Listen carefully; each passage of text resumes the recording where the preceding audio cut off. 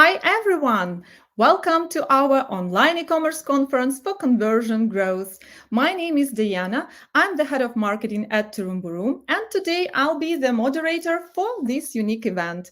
And please let me also introduce you to Maria, who is behind the scenes and will be helping us today on technical side. Hello, Maria. Say hi to everyone. Hello, everybody. Thank you for being with us today. So now let's get acquainted with each other. Please go ahead and write your name, company, and country in the comments or any other information that will help us better understand who you are.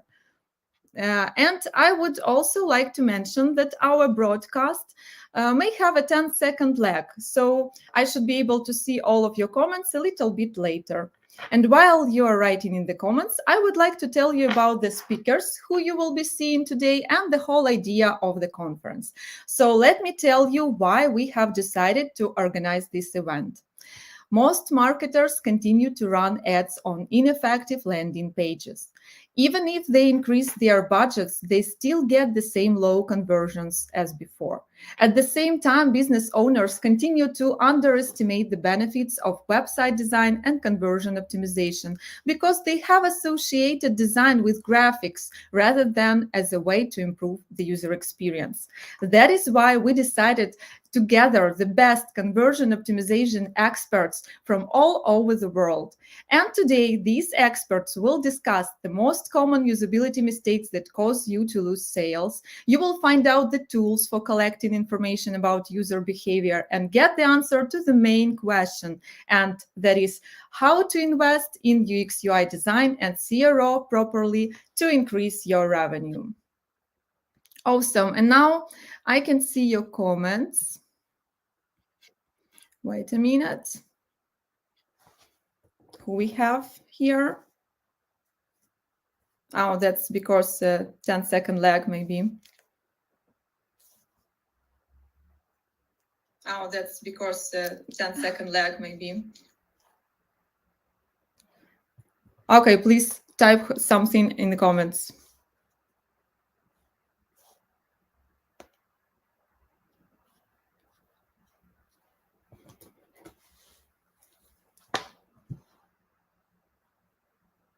I hope you hear me, guys. Okay. By the way, you may use the comment section to ask the speakers any questions you may have during the conference. Please don't wait till the last minute when you do that. We will gather your questions and we'll be asking them as soon as the speaker is done. Okay, now I see your comments. Thanks. Today you will hear 5 speakers from such companies as Optimizely, Hotjar, CXL, Baymard Institute, and Turumburum. And now let me introduce you to our first speaker who is getting ready to speak right now. Martin Bokedal is a director of product strategy at Optimizely. Optimizely is a digital experience platform that has more than 900 partners around the world. It is an experimentation platform that helps developers build and run A/B tests on websites. The past 10 years, Martin has been focusing on creating a better digital customer experience. As a director of product strategy, he is guiding companies and marketing teams to help them become more customer-centric by focusing on content, data, experiments, and personalization. Okay. Hello, Martin. Wait a minute. Hello, Martin. How are you today? Oh, okay, one more time. Hello, Martin. I hear you perfectly. Can you hear me? Yes, now we hear you perfectly too. Yes. So Perfect. please go ahead and start. All right. Thank you very much. It's super fun to be here today. It's great to be able to be the first speaker for this conference. I'm looking forward to hearing the rest of the speakers today as well. So I hope that we will be enjoying this first session together, in which we are going to go through a little bit about, the experimentation economy and how a culture of experimentation can deliver better e-commerce outcomes. I think you did a great presentation, so I'm not going to go through very in depth of what Wisely is doing. So instead, I'm just going to go through it a little bit shortly. A lot of the people in the conversion optimization space knows about Optimizely because of our A/B testing capabilities and experimentation. We are a full digital experience platform today, which means that we are also bringing together content, the commerce, and data into all of this. So we're serving a lot of customers in a lot of areas today when it comes to digital experiences. But today we are going to talk about how to deliver a better commerce experience. And I know that we're all quite tired of talking about COVID, but even last week, one of my colleagues actually got sick in COVID. So we know that this is, kind of a pandemic, or now it's more or less a flu that we're still seeing in the world. But what might be even more interesting is to look back a little bit about what actually has been the changes, especially the last 2 years now with all this. And maybe to go back and to look at customer behaviors, because we're going to talk a little bit about that, and especially going into the commerce behaviors. Maslow's hierarchy of needs is kind of explaining how people are moving up and down in this pyramid based on our needs. And we start with the physiological needs, with kinds of water and food. Then we need safety, and when we have that, we are looking to love and belongings. And when we kind of have those basic needs, we're moving into the life in which I want to move ahead in my career. I want to travel. I want to do yoga classes. And what we could see in this pandemic as well is when our safety was kind of compromised as well, it had a big impact on our behaviors as a whole. There's one thing, though, that no scientists until today could really explain to me either, is the case in why all of a sudden everyone in the world were stocking toilet paper. But maybe if we wait just another half a year or something, hopefully we'll get some sort of an answers of that as well. But what we have been seeing is, of course, that we've been seeing a big change in the buying behavior moving to online. It has been across the boards in all businesses, because we weren't allowed to even go into physical stores. Even though some sales has been going down, for example, in retail for fashion, hasn't been that many weddings, hasn't been that many parties. But we've been seeing other type of industries that has been blooming. For example, a lot of people have been spending times in their summer houses, doing gardening things. They've been focusing on building and renovating. So we've been seeing also a transfer here in that some of these retailers have been booming during this pandemic, and some of them has been struggling a little bit more. Once we thought all of this was kind of over, a new event happened. It was the Russian invasion of Ukraine, which is, of course, a terrible event. But what surprised me a little bit was actually how fast today we saw that companies were reacting on these events. It didn't take months or weeks for companies to more or less withdraw their businesses within Russia. It took actually hours and days. And that is the speed today in which companies kind of also have to react and become more agile to serve in a more fast-moving world. There are complex relationship sets to mark the future of e-commerce. E-commerce strategy will need to change to grow over time. We've been seeing that physical retail has not been living up to all of the expectations. It's been quicker, it's been more smooth to shop online. But we also now see that more or less all of retailers and all of companies are now actually doing transactions online. That is not something that will make you stand out in the crowd against your competitors or others. We've also been seeing that e-commerce has been kind of pumped up on steroids during the pandemic. And we're now seeing a decline again when people can go back to shopping in the stores, but also when we see that traveling starts again. So the share of wallet is moving into other areas, and maybe just in retail and in commerce as a whole. But we're also seeing in the world now an increase in inflation and a higher cost for acquiring new customers that are putting pressure on commerce, not just the physical commerce, but definitely also the e-commerce and online channels. So this is something that every company all over the world now have to tackle. And there are two main questions that we actually need to answer because of all of these changes. It's what are the customer behaviors and how do they change? And how can we be agile and how can we foresee and discover these changes? I have a friend, John Ekman, the founder of Conversionista, which is a large conversion optimization and experimentation agency based in Sweden, who had actually this quote, and whoever can capture and understand the new consumer behaviors and launch redesigns or new digital services tailored to those needs will be the winner of tomorrow. And I would like to start. So we're going to go through some examples today as well in how experimentation can be a powerful tool for growing your online business.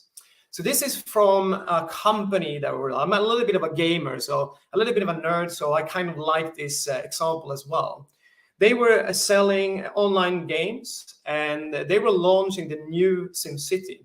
They had a hypothesis that if we provide our customers that are booking this game a $20 gift card, we will be selling way more copies. So the question is, how many copies could you actually sell more based on the fact that you're providing a 20% gift card as well? I know you can comment a little bit in the sections, but you can also now look at these kind of options that you have and think about if you are a CMO manager or even like a campaign manager, what would your expectations be on something like this? So I'll give you a second or two to think about this. And we're going to show you the result now. It's actually not even any more sales in providing that extra $20 gift card. It's actually a negative part. So the one without providing a gift card sold 43% more copies. So the question is, how is this even possible? At one, variation, you get something. You get $20 for more or less doing nothing. And the other ones, you're not getting anything. Well, there's also psychological behavior in consumers that we need to address when, doing online business. And one of these things is looking at the funnel and the sales funnel. What you're actually doing when you're presenting something like a gift card as well is, your uncertainty. It's like, okay, I want this game, but what might be another game that I would like to do? So instead of going in and booking the game, you're going around and researching what other games you might want to actually buy in the future. And that way you're actually moving away from that funnel. Another thing could also be that you're also becoming a little bit more skeptical. We do understand usually that these discounts are good and they are valuable, but we're also, starting to wonder, like, is this really a $80 game that I'm getting, or is it a $60 game and I get $20, dollar in discount for future purchases? So why should you actually experiment? And this is a quote from Bart Schutz, expert in online psychology from Online Dialogue, which is, this is kind of across the board. If it's 25 or 30%, it goes up and down a little bit. But around 25% of the tests are winners, and the other 75% are wrong, which means that they are not providing the value that you thought it would. Either it becomes a negative value or it doesn't actually affect anything. And that is something that we have to bring into this as well. And why do we have to do experimentation? Why can't we just ask the customers? Most people do online service. It's a very effective way to gather opinions. It's also, of course, a way of gathering attitudes and asking customers about what they actually think, what's on their mind, and validate some of those hypotheses that you actually have. But why can you not just rely on asking the customers? Yes, because customers are always not actually very truthful.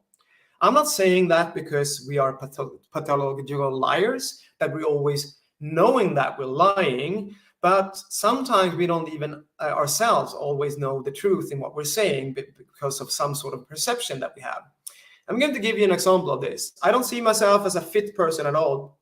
but I do see myself as a person that goes to the gym quite regularly. And I do also understand, like when people are asking me questions around this, how many times a week do I go to the gym? And my perception of that is 2 to 3 times a week, because that's usually what I do. But 3 weeks ago, I was sick for a week. Last 2 weeks, I've been traveling, so I haven't been going to the gym a lot at all. And when you're actually looking at my gym, who actually is tracking every time I go to the gym, it's 1.3 times a week, based on all the weeks, all the time during 1 year. So my perception of how I'm going to the gym is not always the truth. It's not because I'm lying, because there are other factors that we also have to consider. There's other things why we shouldn't always listen to the customers. This is a quite newly research report from a partner of ours, Noah Ignite, and they were looking at consumer behaviors and attitudes. And they were asking customers directly, what are the most important things in rank 1, 2, 3 when you're buying something online? And for them, it was price, fast delivery, and smooth payments.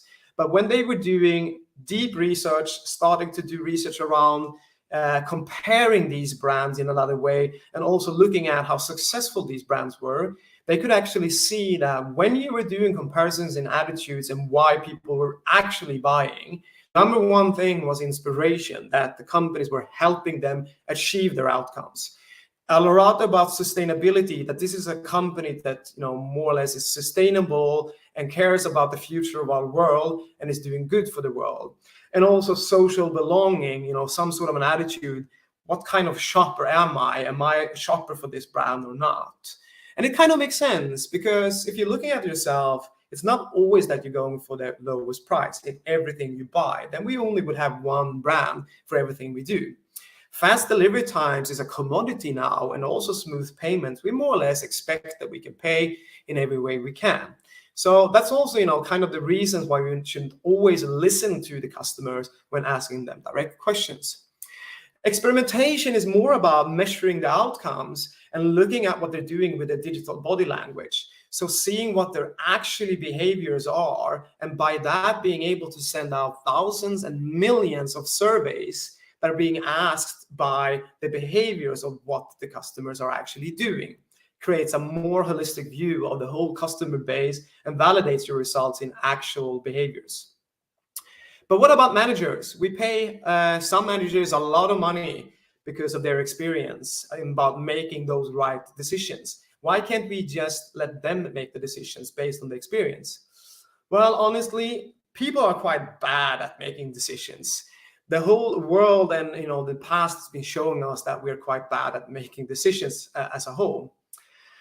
We all heard about the highest paid person's opinion, and even experienced people are making decisions based on things that are usually in the past. But we're also talking about the future is changing a lot, and we're not always able to foresee that. So making your judgments based on what's happened in the past is not always, the right way of going.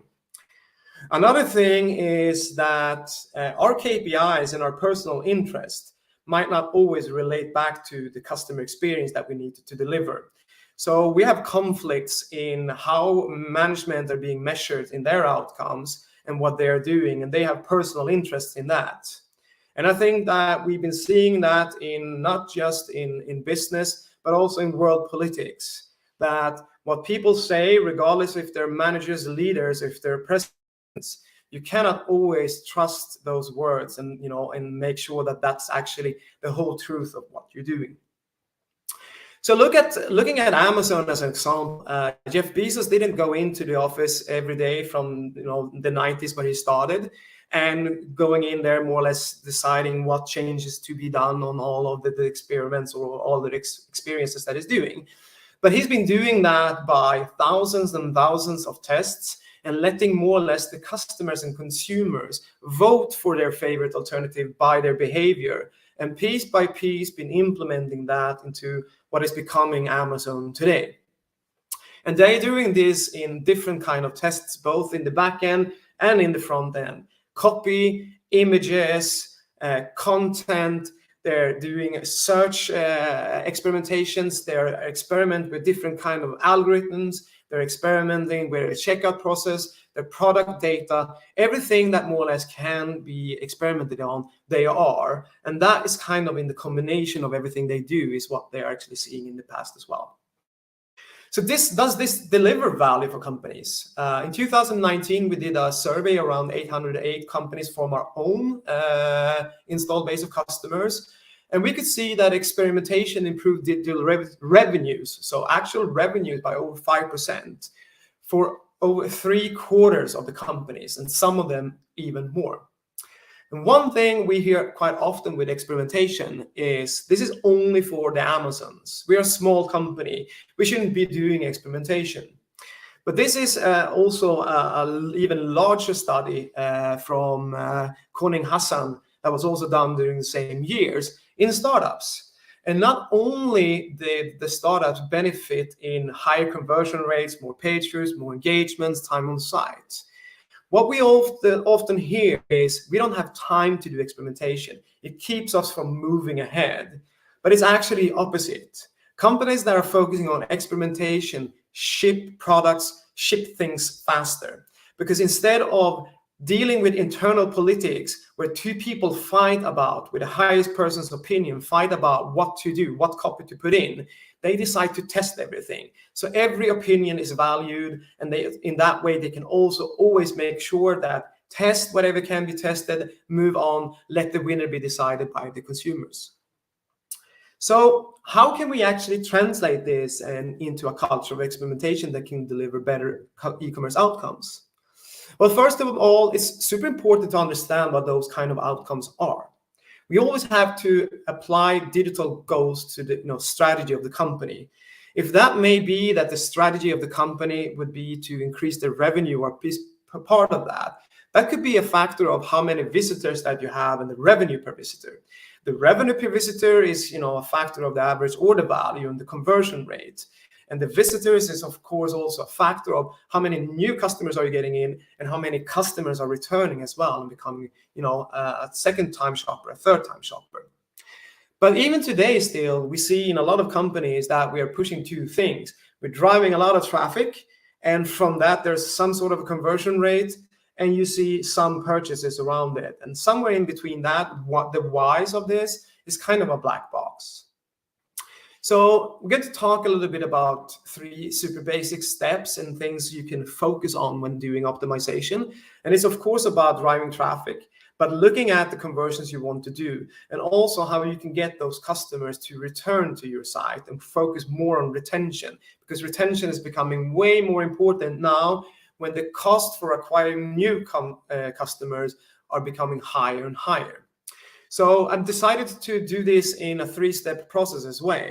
One thing is make them stay. How can you get people that are coming into your site to be more engaged? How can you convert them into paying customers? And how can you also actually make them come back in retention? And when you're doing this as well, there's 2 things you have to focus on the customer experience journey. One thing is about reducing the friction, making it easy and frictionless, which is usually what we're talking about, user experience. The other thing is more about increasing the motivation in the buying. That's usually when we're talking more about conversion rate optimization. And we're going to give you some examples of this. But what we need to figure out is what can we do to actually remove friction or increase motivation based on the data we have and the goals that we have to achieve, also looking at the funnel again in how you're setting the goals and how you're setting experiments. So starting up with making them stay is like, it actually takes, this is a study from Swears that says it takes very short time for a person to decide if you want to leave or stay on a website. 2 weeks ago, I was in Amsterdam and I saw this early in the morning, a long line of people waiting to buy a shoe. This was from a later brand, and this is a new shoe that was in a limited edition. So it means that we actually still physically go out and we do stand in lines, but not always. So for Black Friday, when you just want to go in, maybe buy a lipstick that is on sale, or just make sure that you're provided, getting use of those discounts that you get. A lot of consumers are being met with this image, which is more or less that you've been put in line, in digital line, for minutes or even hours. And the first kind of example of this is like, it's super important to just make sure that you have the infrastructure to make sure that you don't have to build digital lines, even though, you know, we know that we still have some sort of a patience sometimes to do it. But two important things that you can do easily to remove the friction in the buying journey is about navigation and search. So this is an example of a customer I've been seeing as well, which I would call navigation mayhem, where you want to squeeze in as much as possible, both in terms of adding more motivation, but also, you know, everything that you do is almost impossible to navigate around these things. If you're looking at Amazon's, you can see that they have a way more cleaner way of doing things, because they also understand that providing too many options for customers make them confused. And a confused consumer is not actually a converting consumer, but searchers are converters. So super important that you make that like search bar very clear and very, you know, in line with everything that you do when you're working with commerce. An example of this in terms of navigation is from Nike. Nike knew that their customers were coming in and they had something in mind, streetwear or sportswear. They wanted to buy shoes, they might want to buy a t-shirt and everything. But what they also realized that people have a very conscious mind in how much they want to spend. So to reduce the friction in the options and how many options they have to choose from, they added that in the navigation, a way of actually putting in how much do you actually see yourself spending. And by that, they actually increased their revenue per visitor with over 6%, reducing the number of options for the customers. So can't we just copy what everyone else is doing? That sounds great. We'll copy what Nike is doing. Well, you can, maybe sometimes you can't. This is Scholl, who's selling things for, you know, especially for feet care, healthcare, so Band-Aids and things like that, foot creams. They had a hypothesis that, like, let's just try something that a leader is doing, like the Instagram, and we're looking at like their navigation. But this didn't at all work out well for them. And there's two reasons for that. First of all, their target audience was a little bit older, and at this time, not a very, you know, group of people that were used to doing a lot of Instagram. So they didn't feel at all comfortable with this new feed. The other thing is that people don't feel comfortable because the feed does not relate to how they are buying. It might be relating to how you're scrolling when you're scrolling through your friends' feeds on Instagram, but it doesn't relate to that buyer experience. So that's an important thing to also remember, that you cannot always just copy things that other people are doing. We had a hypothesis of Optimizely that people want to achieve an outcome. So we had a resource section, and our hypothesis was that if we put in learn or insights or anything that you can make it broader to get people inspired, this would increase the number of clicks towards those pages. But this was actually wrong, and it showed us that people are quite used to the term resources, probably. But it was also, you know, something that we could see that by changing things for the outcomes that we thought it would, it doesn't always deliver it. So experimenting around how you're actually using your namings in your navigation can deliver, you know, a great impact also on your conversion rate statistics. We talked about personalization for a long time. This is a Swedish retailer, Lyko, selling products for hair care and also makeup and things like that. And they actually understood that first-time visitors are super interested in discounts. So for them, a good way of getting that first-time buyer is by providing a lot of discounts. But just providing a lot of discounts all the time is not very good for your business. And it also devaluates the brand. So what we're going to talk about a little bit later on as well is like how you can use personalization to also adapt in your behavior.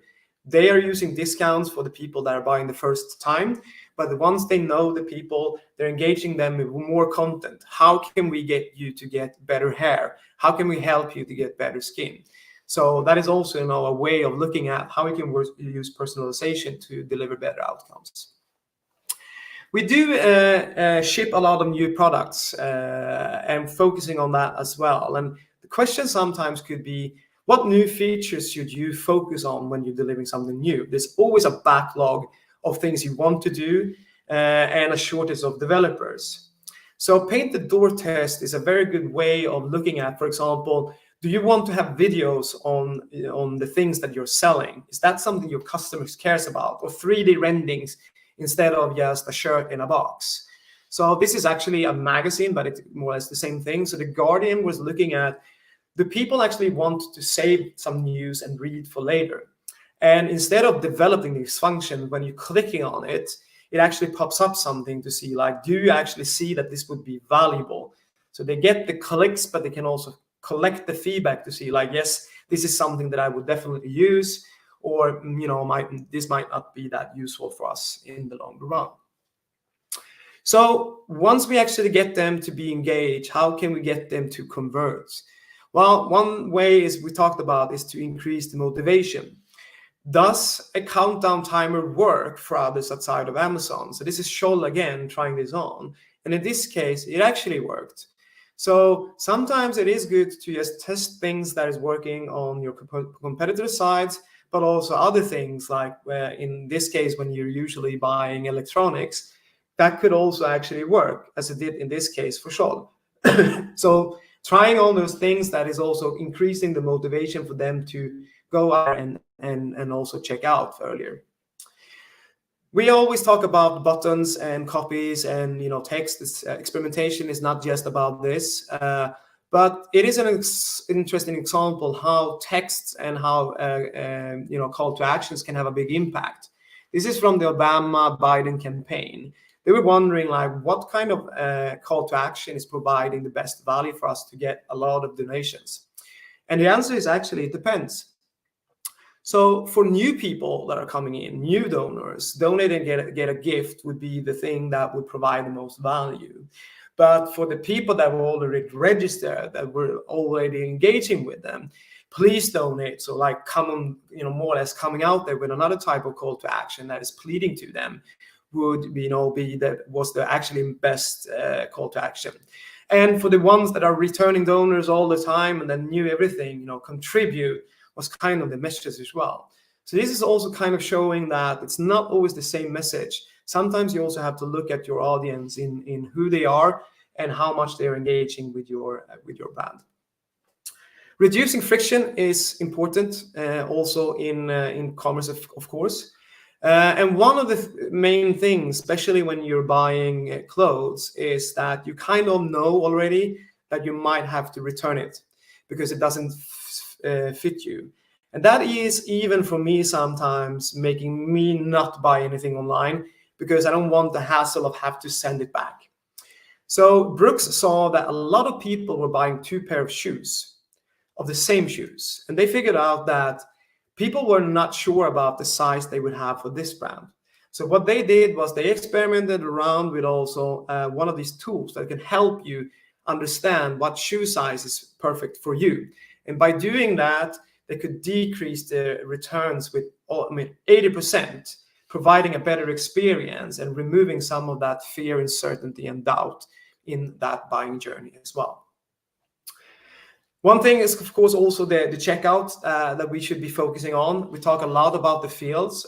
If there's one tip I would be able to provide you is to look at the promotional code.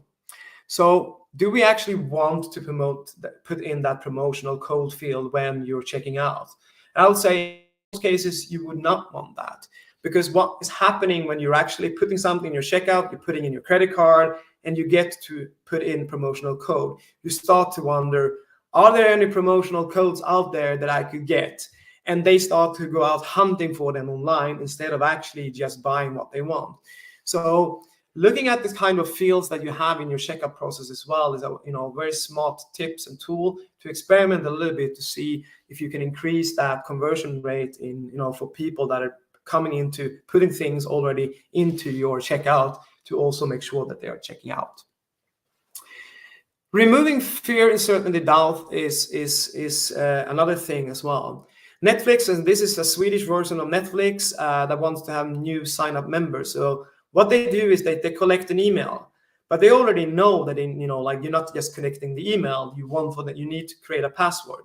But before doing that, they're actually coming a pop-up explaining to you why you need to create a password, because you can log in and you can watch on any unit. Then you create your password, and the next screen is choose your subscription.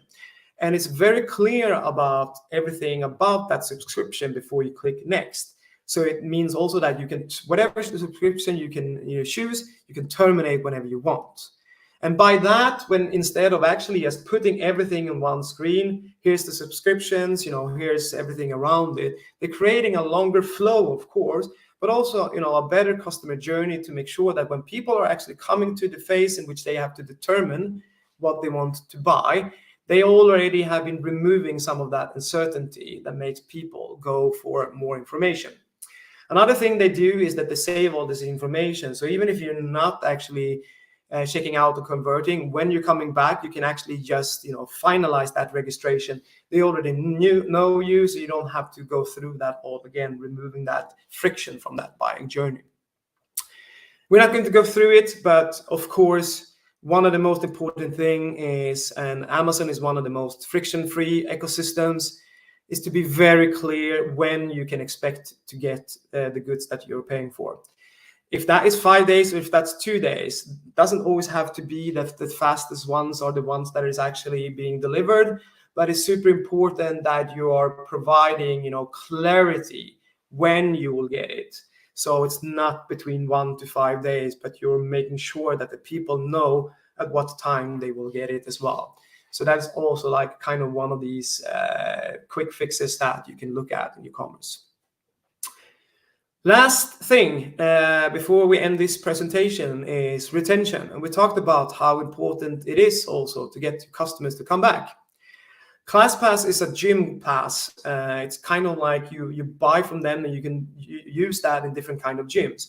Either as a subscription or like a clip card in which you pay for 10 times and you can use that. They saw, of course, that they had a lot of members that were, subscribing to them and then they were leaving again. And they had a hypothesis. They wanted to provide a free week to be able to get people to go back again. But they thought, like, if we provide them with 2 weeks instead of 1, they have more time. If they're doing yoga, they might be able to test, something with cross-training, etc. And that was kind of the hypothesis that they had as well. So was this successful? Well, you can always think about this for a second or two. And in terms of conversion, it was. They had a 25% uplift in conversions. They had a 90% lift in retained members. But when they were actually looking at, the value and the profit of it, it wasn't profitable. Because for that extra week, you also have to pay extra for those members. And when they're looking at the cost for acquiring those 90% extra customers, providing everyone 2 weeks instead of 1 week, they just saw that it wasn't worth the money despite the increased conversions and despite the new members. So they decided to actually stay within 1 week control that they had from the beginning. So don't just look at your conversion rates when you're looking at retention. You have to look at, the total costs and the profitability also in terms of, what you're doing when you're providing these kind of offers.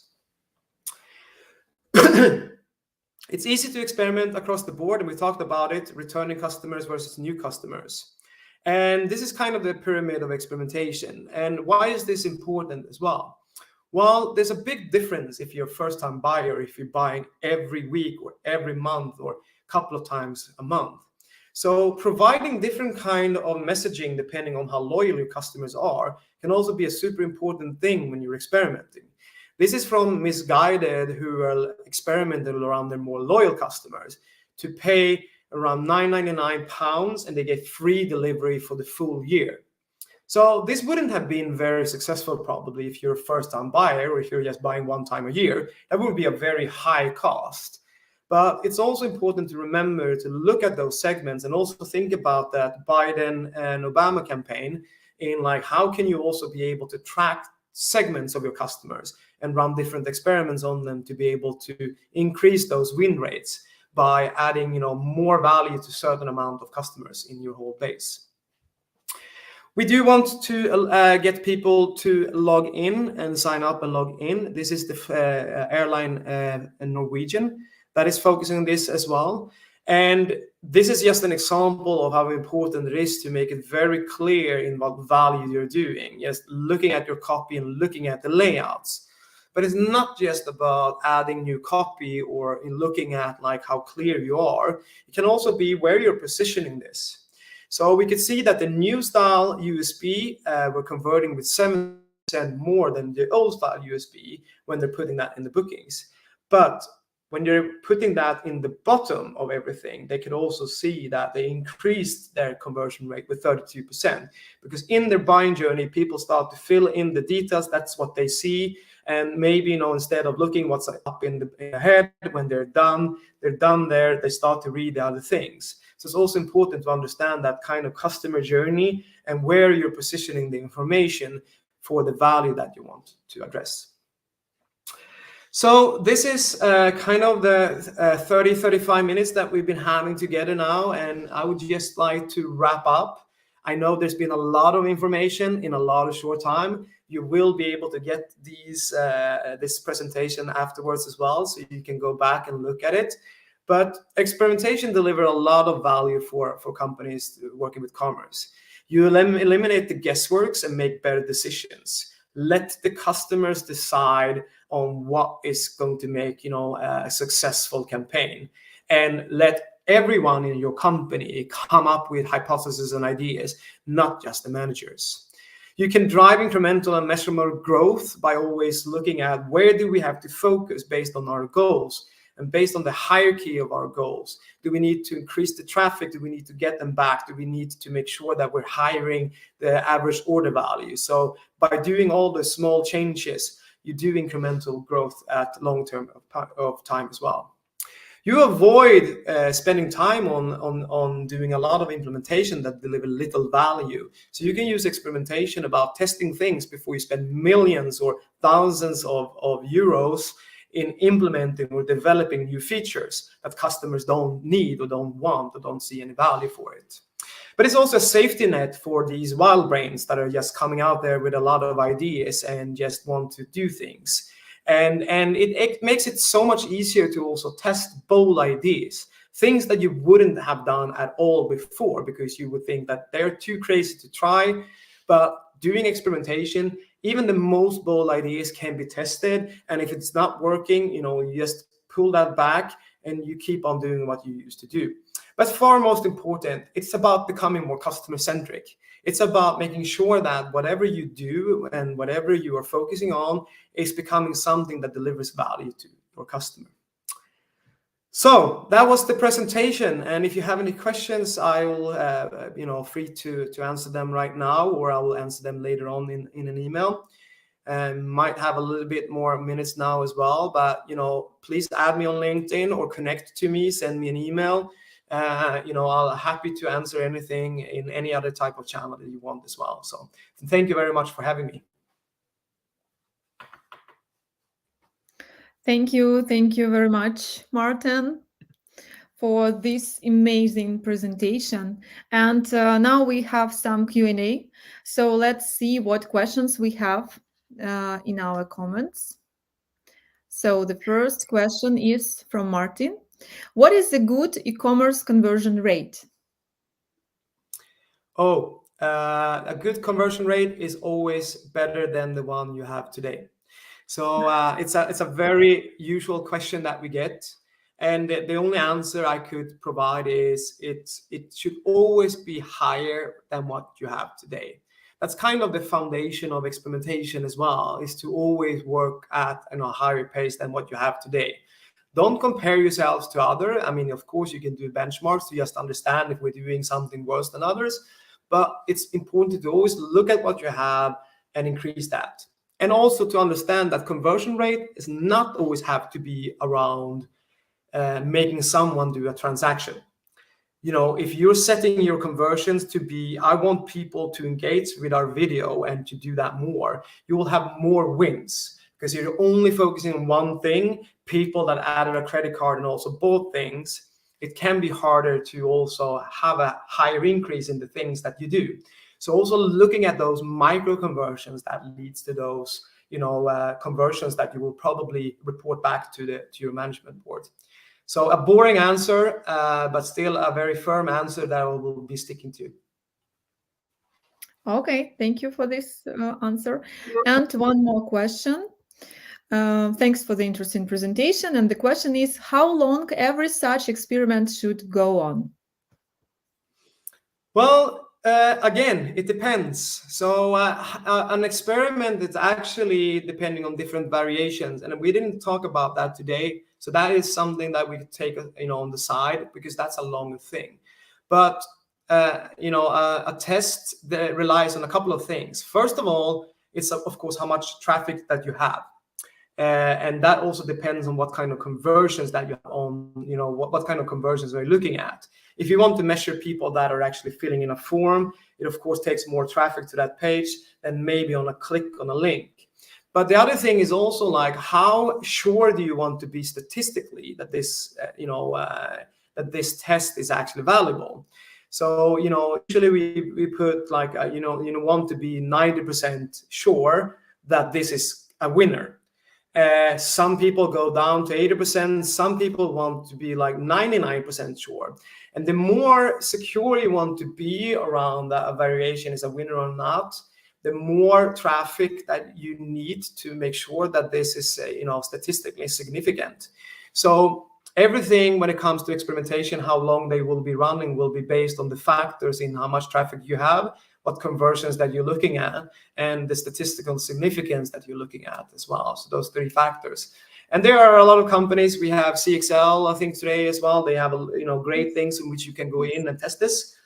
We have also on our site where you can go in and see how much traffic do you have, how many conversions do you have, or how much statistical significance do you need to have to see how much traffic that you need for this as well.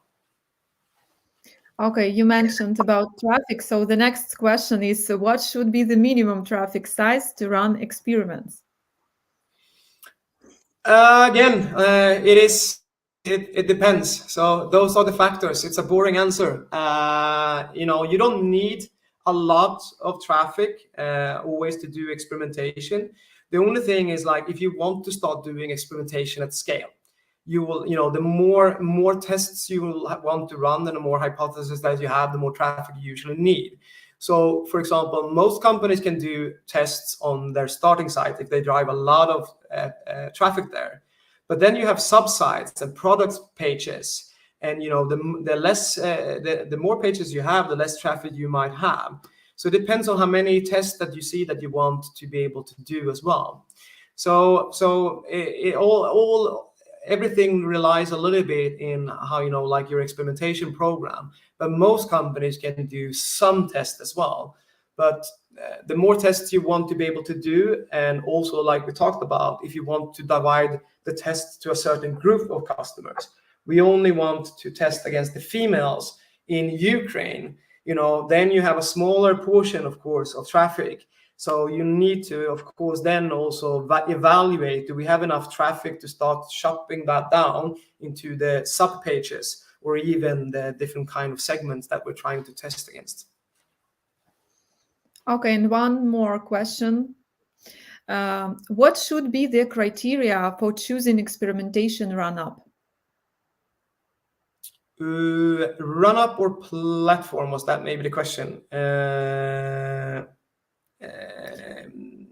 We can not sure wait. I understand it. Can you please chat? No, sorry if I pronounced wrong your name. Could you please specify your question? Tell a little bit more details. Okay, and let's wait a second. I can answer it a little bit in 2 ways. There's a lot of good agencies that can be looking at, like, what do you need, and a lot of them are here today. Like, what can you get help from? And one of them are you as well here, that can help you sort in types of, like, what kind of experimentation program do we need to do. When it comes to software, it's of course based on a lot of things. It's a very long way to look at. There's free tools out there. It also depends if you want to do web experimentation. That's what we talked about today. At Optimizely, we have 2 sets of experimentation tools. We have web experimentation, but we also have full stack. So full stack is more of a development tool in which you are doing it from the back end, in which you can experiment on apps or more or less any type of product that you have. It can also run more deep tests like pricing testing and and also look at algorithms. But to be able to choose those kind of stacks as well, you need to have development skills. So it also depends on what kind of resources do you have in-house to do these tests, or are you going to work with an agency that might be able to help you with these kind of things? So you need front-end developers and back-end developers and people that are running these experiences as well. So it also depends a little bit in the staff that you have and the people that you can actually allocate to this. So running a culture of experimentation always starts within, to actually get executive buy-in that this is important, and that is usually where we see the companies struggle the most. Thank you very much for answering the questions. I don't know whether we should wait for a couple of seconds. Okay. In case we couldn't answer all your questions today, please don't worry. We will ask Martin later, and we'll include these answers in our newsletter. So thank you very much, Martin, for being with us today. Thank you. Thank you very much. Look forward to listening into the other speakers today as well. And thank you for a great event and for inviting me. Thank you. Thank you. Bye-bye. Okay. And I think now I can tell you a little bit more about our info partners while we are waiting for the next speaker. So let me show you some of our info partners. Here are the companies who helped us organize this event. I'll give you more details of some of them later, and you should also get some bonuses from them in our email after the conference. So don't forget to check your email after a few days. And now we will have a short technical break, actually a coffee break, for you to drink a cup of coffee, and please join us in a couple of minutes. See you.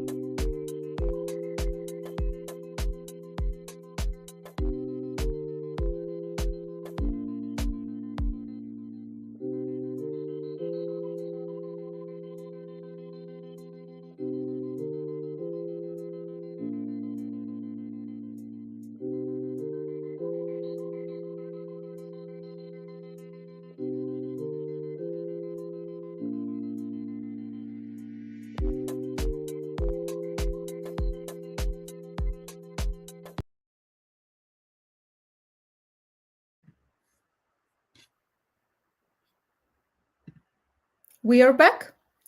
And let me introduce you to our next speaker, Juliana Jackson. Okay. Juliana Jackson is a product growth manager at CXL.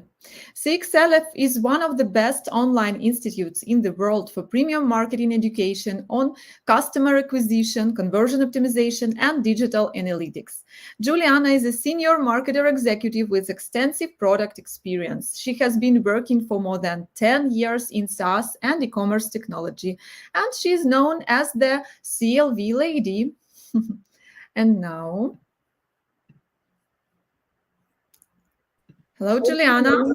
Well, hello. Nice to see you. How are you? I'm fine. I just had to put the kids to sleep to be able to jump in the conference with you guys this morning. So nice to see everybody. And We're yeah, glad I'm you're excited. Mhm.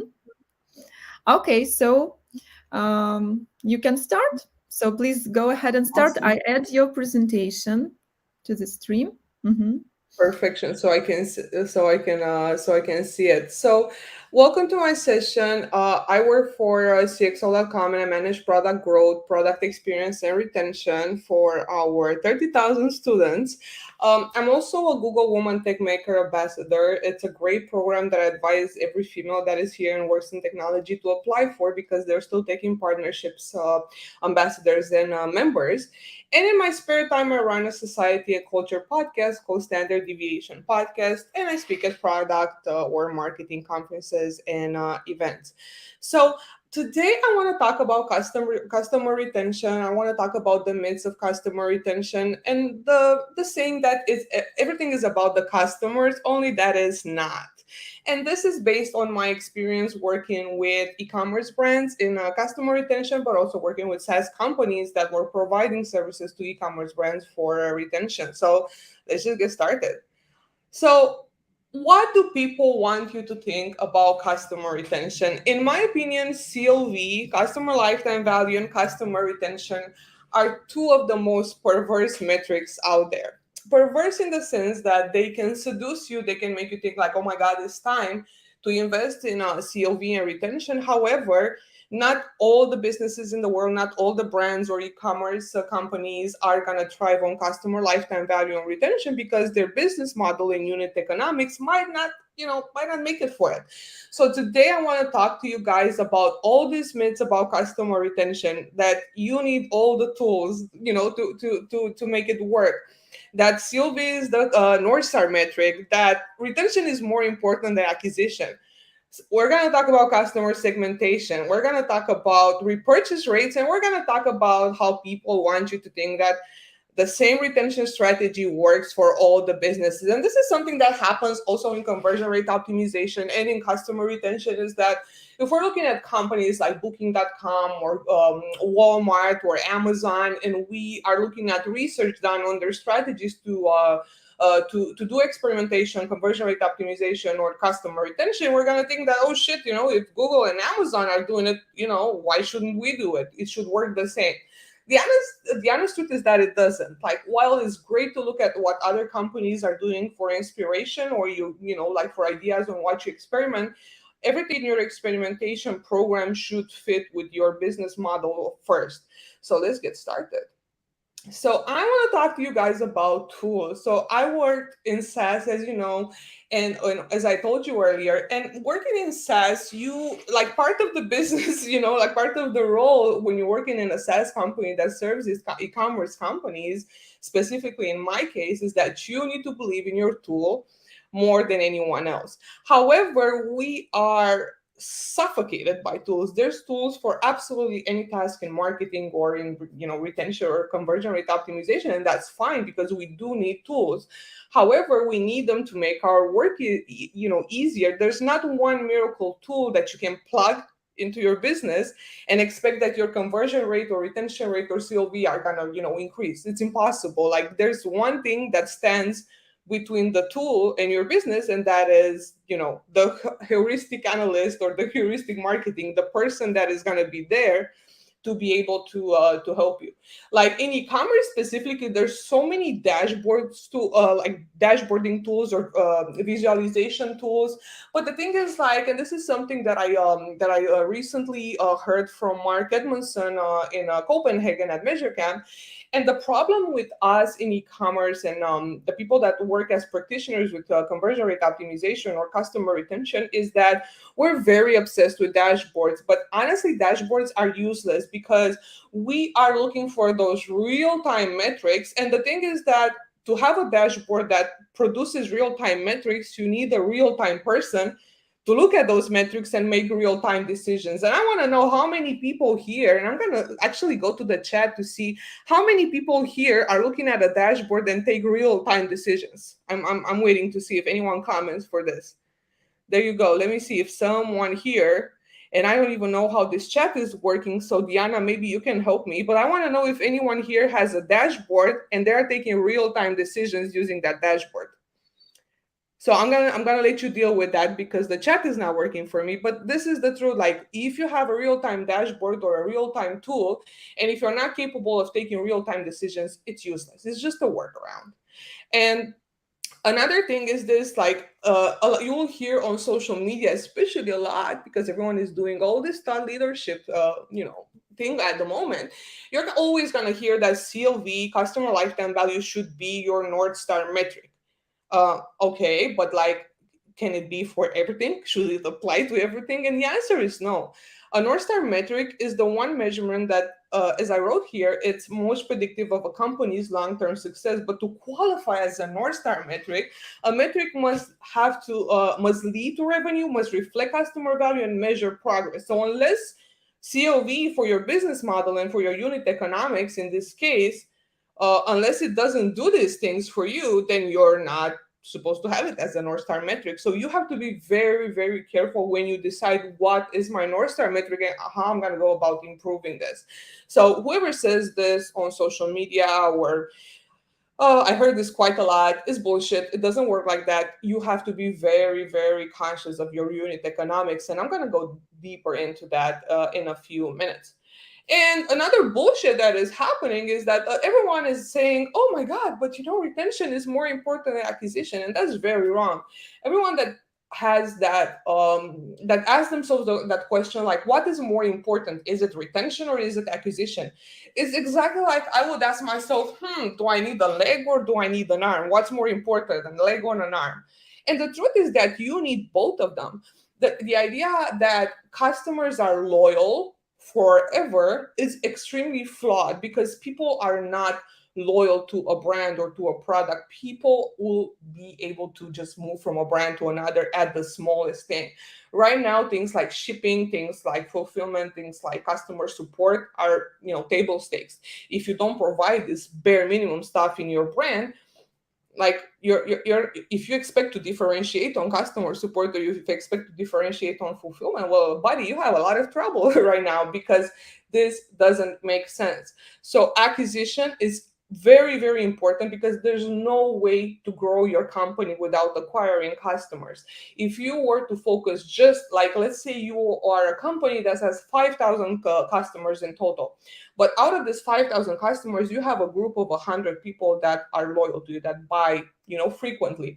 And of course, it's important to have a good program to make sure that they're happy, to make sure that they're satisfied. But if you would just focus your business on this 100 people and ignore the rest of your database of 499, 900 people, your business is going to go to the ground in a year. So you have to always make sure that you're focusing on acquiring customers, but also obviously having a retention program in place.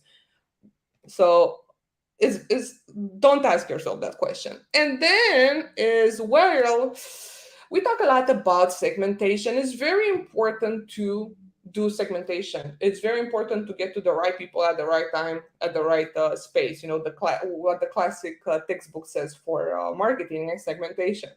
A lot of people speak about RFM analysis in my crowd, and I think you probably heard it a lot. Part of why a lot of people might have heard about RFM segmentation is me, because I'm to blame because I've been speaking a lot about it and studying this a lot. But I want to tell you that RFM segmentation in e-commerce is great. but it doesn't work for everybody. You have to be very specific about being qualified to segment your database like that. So you have to have enough customers, you have to have enough data in transactions. And to give you an example, you could be a bank, you could be an airline, you could be a retail company or a telecom company. That's when this segmentation works. Otherwise, you can apply it, but you will get at best just directional data. And the problem is when you're a smaller mid-sized brand, when you're going so deep with the segmentation, like when you're drilling down so much, it's very hard to scale and grow and improve these segments over time or get any return out of them, because it doesn't make sense to go this granular. And then oh yeah, my favorite. I love how SaaS companies and agencies are talking about how easy it is to increase retention and repurchase rate. And I want to tell you that this is something that I see all the time. We are promising people a 10% increase, a 5% increase, and so on. So based on research that we did at CXL, and we worked with, we have a course with Kevin Hillstrom from Mind My Data, who used to work for Nordstrom or for other big brands. The research says that if your annual repurchase rate, sorry, it's a typo in my presentation, is 28%. It can vary with 10% plus or minus on that level, and that is great. Like if you have a 10% increase over a year in your repurchase rate, that's great. But the thing is this, like it might be 25% when you have a bad year, or it might be 31 or 32% rate when it's a good year. But that has nothing to do with the smarts of your marketing team. That it has absolutely nothing to do.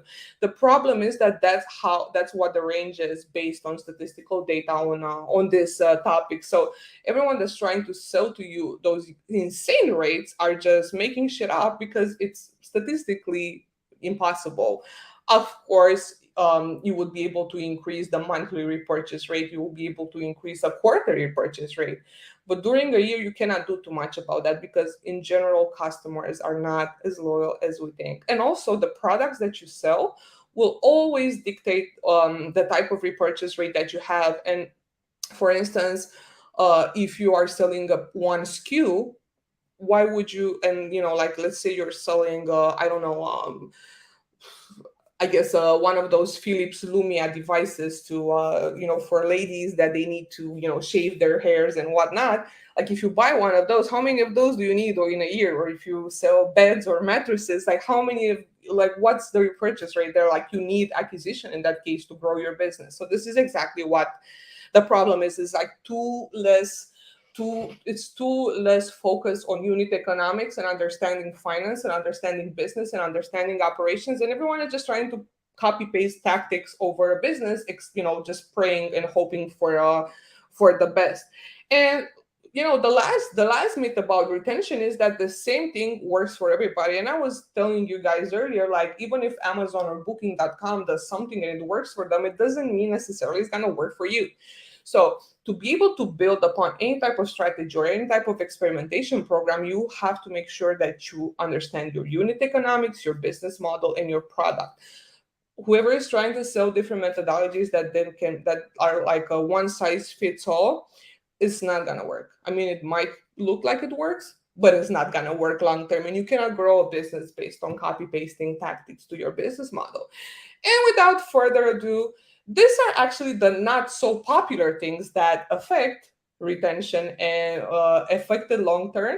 But also, if you work on these things, it's going to improve the relationship that you have with your customers. It's going to improve your retention rate. And I want to also say that there's a lot of companies that are posing as customer centric on the outside, but internally it's a hot mess. And like what happens inside the company from an operational perspective reflects also about on the relationship that you have with your customers. Like I had the chance to work with different e-commerce brands that had a huge customer support team, but like the way that team was managed and the way the team was like feeling inside the company was reflected on the way they were taking different tickets from customers. So if like your employees are not happy, they're not going to be so eager to go and, just be cheesing with your clients. So let's go through the 6 points real quick. So the product, this is the most important thing about your brand. So these are some questions that you need to ask yourself. So everything, like one thing that I want to say before I go into this 6 parts here, I want to say that if the answers that you're getting from your campaigns, from your experimentation program, from your email marketing, from everything that you do in terms of strategies, if the answers, if the outcome that you are getting are not correct, it's pretty much because you're not asking yourself the right questions. So for instance, just to give you like a short example before you go into this, let's say like, because it's popular right now to talk about the GA4 integration, like you will integrate your GA4 with your e-commerce business, but then you don't know exactly what to track. And you will like the questions that you have to ask yourself before you actually start implementing any tracking on your website are very important, because if you don't know what you're looking for, you are going anywhere. It was this Alice in Wonderland thing that the cat was saying to Alice, and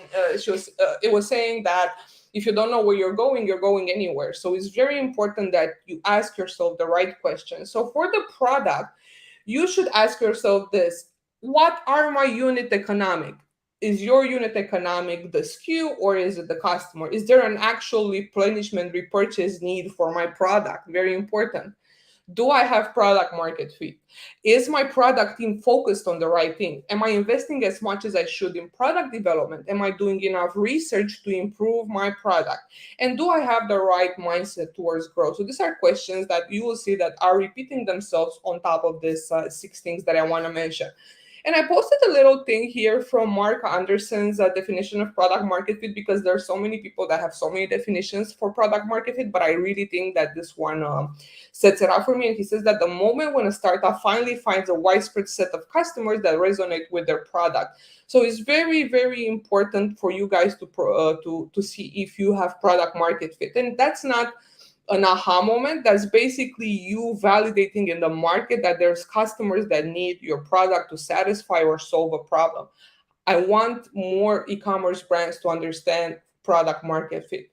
One thing that really happens in e-commerce in the consumer packaged goods sector is that because there's so many startups, there was a research done by this community called CPG Club. And there was a research done, and they were saying that 50% of all the startups die in the first year because they don't have product market fit. Because in CPG especially, it's so competitive, and there's so many Me Too brands. Like, I don't know, the same people sell good for you snacks and good for you gum and good for you ice cream. And like, how are you differentiating yourself? Like, if you don't get that validation from the market that there's customers that need to satisfy something with your product. So this is a very important thing that people don't think about, because they're too focused on Facebook ads or increasing conversion rate. But if your product is not in the highlight of your business, you're going to make very, very bad decisions. And then another thing we have to talk, it's unit economics. And a lot of people do not understand unit economics and don't know what there is. So I shared this presentation. I'm not going to read all this stuff, but I shared this presentation with Diana, and it can come to you guys. But one thing that I want you to understand, that to define unit economics for your business, it can be per item sold or per customers. So if you define your unit as a customer, this is when you probably heard a lot about the conversation about the ratio between the customer lifetime value and the acquisition cost. So when your unit economics are defined as a customer, then is when you have to look at the ratio between the CLV, the customer lifetime value, and the acquisition cost. Basically, this ratio, long story short, it means if you want to define what does it mean, CLV divided by CAC is, to what extent is it worth for you to invest in acquiring customers based on how much those customers spend with you over time? So once you get this presentation, read over this and understand that unit economics can help you forecast profits, can help you optimize your product, and help you assess your market very, very sustainably. So this is something that people do not understand or talk enough. And if you're not understanding your unit economic, no matter, again, and we repeat this, no matter what you do in terms of strategy, it will not make sense for your business, and you won't be able to scale your business. And then is your market. So these are the questions, if you want to think about your market, these are the questions that you want to ask yourself. Am I targeting the right market with my product? Is there an actual need for my product in the market? Do I have product market fit? Again, this is a very important question. Am I doing enough competitive analysis? And this is not just pricing, this is just going and understanding how your competition works towards their customer experience, on the customer journey, all the website experience, and so on.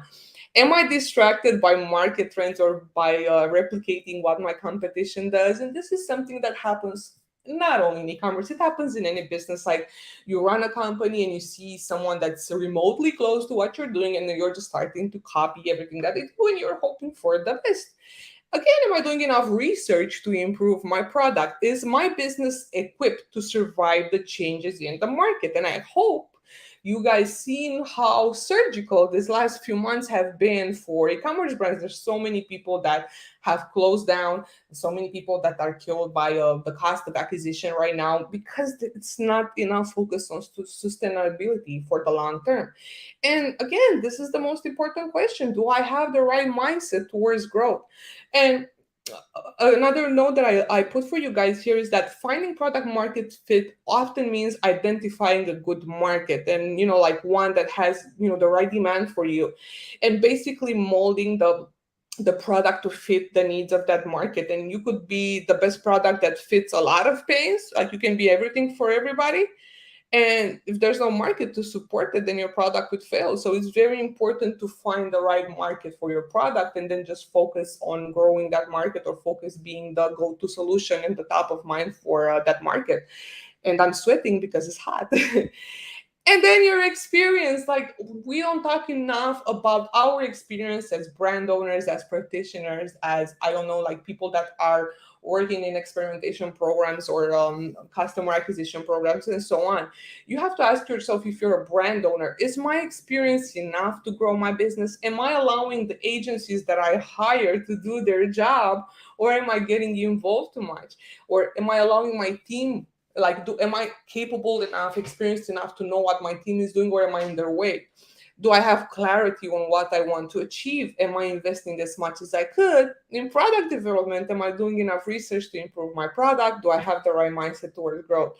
And I have a quote here. As you can see, I added a little quote for each of these slides. And this one is from David Cancel, the CEO of Drift. And he said that the era of product-based differentiation is gone. And now we can conclude that it's kind of gone, based on everything that's going on. So the work of your marketing department has never been more critical. The way to win today is to branding, is to good positioning, community, and understanding your customer. And then you understand your customer better than your competitors.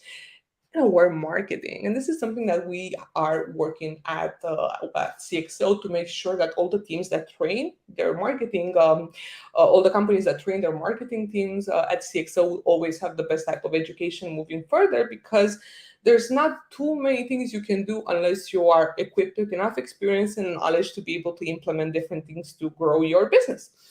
And then we have to talk about the positioning, and this is determined by the way your prospects see your brand. Perception is very malleable. So positioning is your savior, right, in e-commerce, because you don't want to be another Me Too brand. And this is how you set yourself apart from the competition and solve the problems that are unique to your business. So you have to ask yourself again, am I investing enough time in my company's branding? Am I focusing on optimizing my pricing?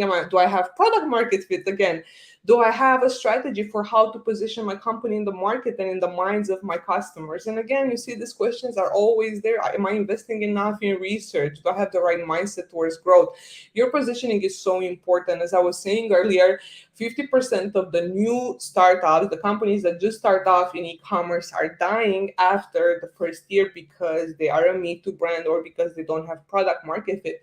So before you pay an agency to increase your retention rate, or before you pay for a tool to increase, I don't know, for a real-time dashboard, please think about the basics and think about your positioning and do research. You have to do research. And if you're not capable, if you don't have enough data to do your own, research inside the company, there's ResearchGate, there's Google Scholar, there's the Bain Mart Institute. There's so many research papers out there and about mostly anything in this world that you can at least start with and have a starting ground before you move further, and just, you don't have to copy what your competition is doing. And then is your operations. Too less people think about their operations inside the company. And that's really, really bad, because if you have a team that's not following a well thought of strategy, and you're just doing things off the top, is very dangerous. I'm not saying that you should always be flexible to new things that happen, but I think instead of just repeating all these questions, I will say one thing is that if your team is not capable of discerning an opportunity from a threat, you are in very, very big danger. So it's very important in your operations, in your business operations, to make sure that you train your teams to be able to distinguish between opportunity and threat. Because sometimes we see threats and we think they are opportunities, and it affects a lot the way we grow our business. So a lot of the people that have the new shiny thing syndrome, new shiny object syndrome, that are seeing different stuff talked about on social media or on blogs and whatnot, and they're applying them to their business without thinking about the way the business is structured to make money. They don't think about the processes, they don't think about the resource allocation. These are things that are very important, and they're not sexy enough for people to talk enough about them. And this is why people are gonna struggle all the time. So the way your business works on the inside, the way your processes are set up, the way your resources know exactly what to do, then it's gonna be very, very easy to stay away from threats. Otherwise, you're just basically gonna do rinse and repeat. And like marketing department specifically is like always this craziness and the chaotic thing. One of the reasons that I left marketing and went to product completely is that it's always chaotic. So it's very important that you work clean, that you document your work, and you are capable of understanding the business part of everything before you try to do something else. And then the last and the not the least important thing is your company's culture. I've seen terrible company cultures in e-commerce SaaS and also in e-commerce brands, and I think the way your employees feel is extremely important for how your end customers would feel. So you have to make sure to ask yourself, these are questions that I think is worth reading.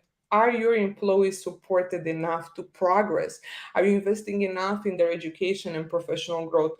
Are you training them to understand your company's values, and do they believe in your values? Many people work a job and they don't give a shit about the company's values. It's because you have to build that culture inside your company first before you go out there and you try to grow, to grow it somewhere else. Does your team care about your growth? Are you providing enough candid feedback to help your team improve? This is something I really love about CXL, is that we are practicing candid feedback, and we give it on the spot, and it helps us so much to grow professionally and to grow personally, because you always have to be able to be honest with your teammates and just sit in the same type of reality. So does your team feel like they're making any difference while working for you? Do they feel valued? Is there, like, does the team move in the customer interest or in their own interest? Does your team have the space to push back whenever you have bad ideas, or they're just encouraging you because you are the boss? And do I have the right mindset towards growth? So this is something that is not talked about, and this is something again that affects customer retention and affects your business growth. And just to bring them all together, think about product, think about operations, think about positioning, think about company's culture, and understand that how important it is for you guys to set these 6 things apart, to focus on them and grow your business differently, and not just do things just off the bat, because off the bat things are great, creativity is great, innovation is great, but they don't scale. The shit work or the unsexy work scales the business. And right now, because we are so much focused on e-commerce right now, we've been working for the last 6 months to build the perfect training for the e-commerce marketers, and we're going to have 4 tracks of it. There's going to be a customer acquisition track, which was live since yesterday. So if you're a CXL user with an all access subscription, You're going to be able to see courses on Facebook ads, TikTok ads, Google ads, Amazon ads. But we're also going to release tracks on customer retention. We're going to release a track on strategy and on measurement. I'm very excited because we're going to have a unit economics course. So if I piqued your interest about unit economics and finance, you'll enjoy this course from us. It's live right now. So if you're an all access user, you can just check it out. And that's it for me. You can connect with me on LinkedIn. I'm at Juliana Jackson, or you can follow me on Twitter. I'm at the COV Lady. And if you want to check out my podcast about data analytics and growth and statistics, it's Standard Deviation podcast on YouTube. And that's it. Slava Ukraina, Slava Heroi. That's it for me. So good to be here. I don't hear you. Sorry, thank you for your speech, Juliana. Diana have some technical problems, That's fine. She will be with us in a few minutes. And we have several questions from our viewers. Let's start with them. So Sure. First question is, how could I find the most unique selling propositions? You have to understand, first of all, like, again, it's a question, it's a matter of question. You have to ask yourself the right question. What does your product do? What problems is your product solving? And also, like, you have to have people that use it so you can talk to them and understand what type of progress people make in their lives by using their product. And I can give you an example for this. We were working back when in my previous job, I was working with an e-commerce brand that was selling mattresses, blankets, like sleep stuff. But so they were thinking that their value proposition is better sleep, relaxed sleep, comfortable sleep. So we did these jobs to be done, interviews for their users. And we found out actually that people were buying their products because they were making them feel better. They were making them feel, for instance, there were single people, like they weren't in a couple, and they were buying their blankets because they were feeling that they're hugged. So like that was a very different, selling proposition. So I'm not going to say it's just one. I think you have to understand what is the job that your product does for someone and what progress are they making in their life with your product. But I think, Martin, you should start from research. You should do a lot of user research and customer research. And as I said, go on Google Scholar. It's free. You can find out scientific and papers about anything. You can go on ResearchGate, or you can use the amazing people at the Baymard Institute that have so much research on user experience, and you can learn a lot from there. Or if you want to cheat, you can take the brand marketing mini degree courses on CXL. Okay, thank you. And next question is how to communicate to managers, businesses, if they need to rethink in terms of their customers. So, Ketna, let me see if I understand your questions. So you want to basically communicate with your managers to rethink in terms of the customer what? What Means a way of approaching their customers.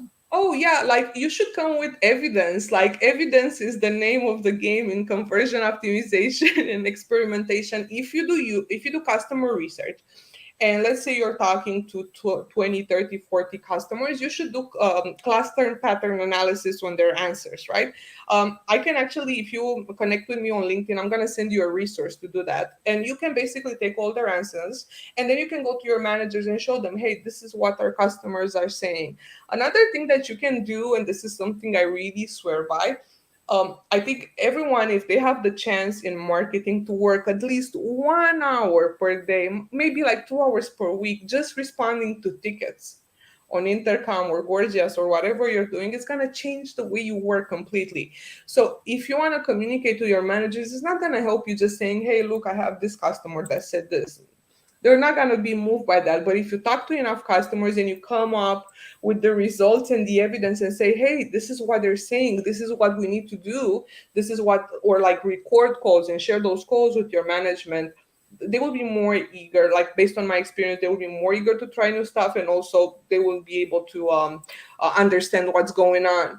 But also, like, you should tell your managers to spend time on chat and talk to customers. That's very important. Okay, thank you, Juliana. We are glad to see you today. Yeah. So we will glad to see you in the future. Thank you for your speech. Had So, fun. See everyone. Thank you, and I want to say hi to Trina and Andra. Bye. okay, see you. Goodbye. So, guys, now we will have a coffee break and see you in 10 minutes.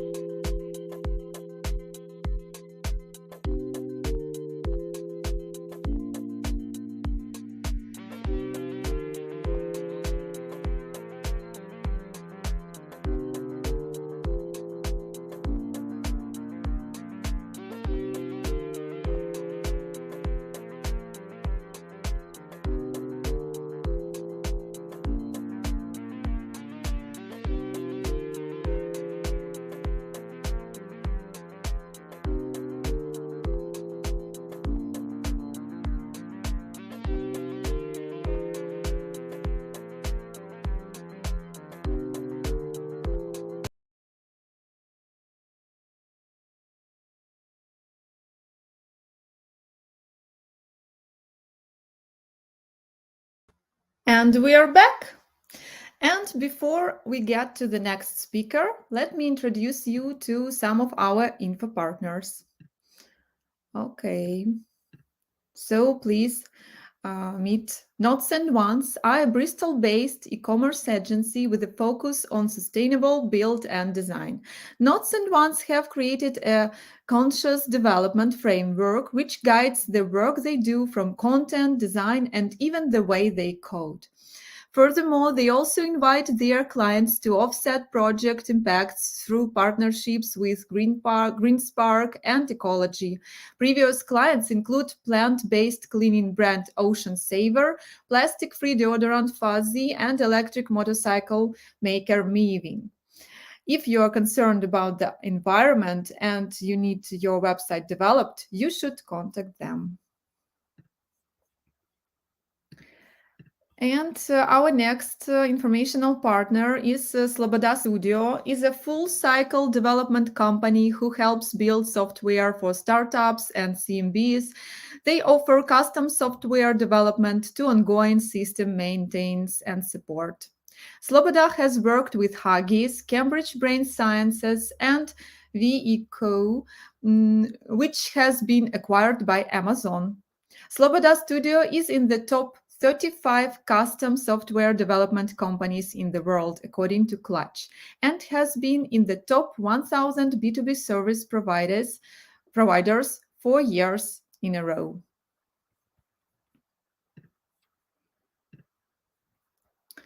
Okay, and now I'll show you the video about Turum Burum company. It's our next speaker, Denis Studenikov, who is from the company Turum Burum. So let's see.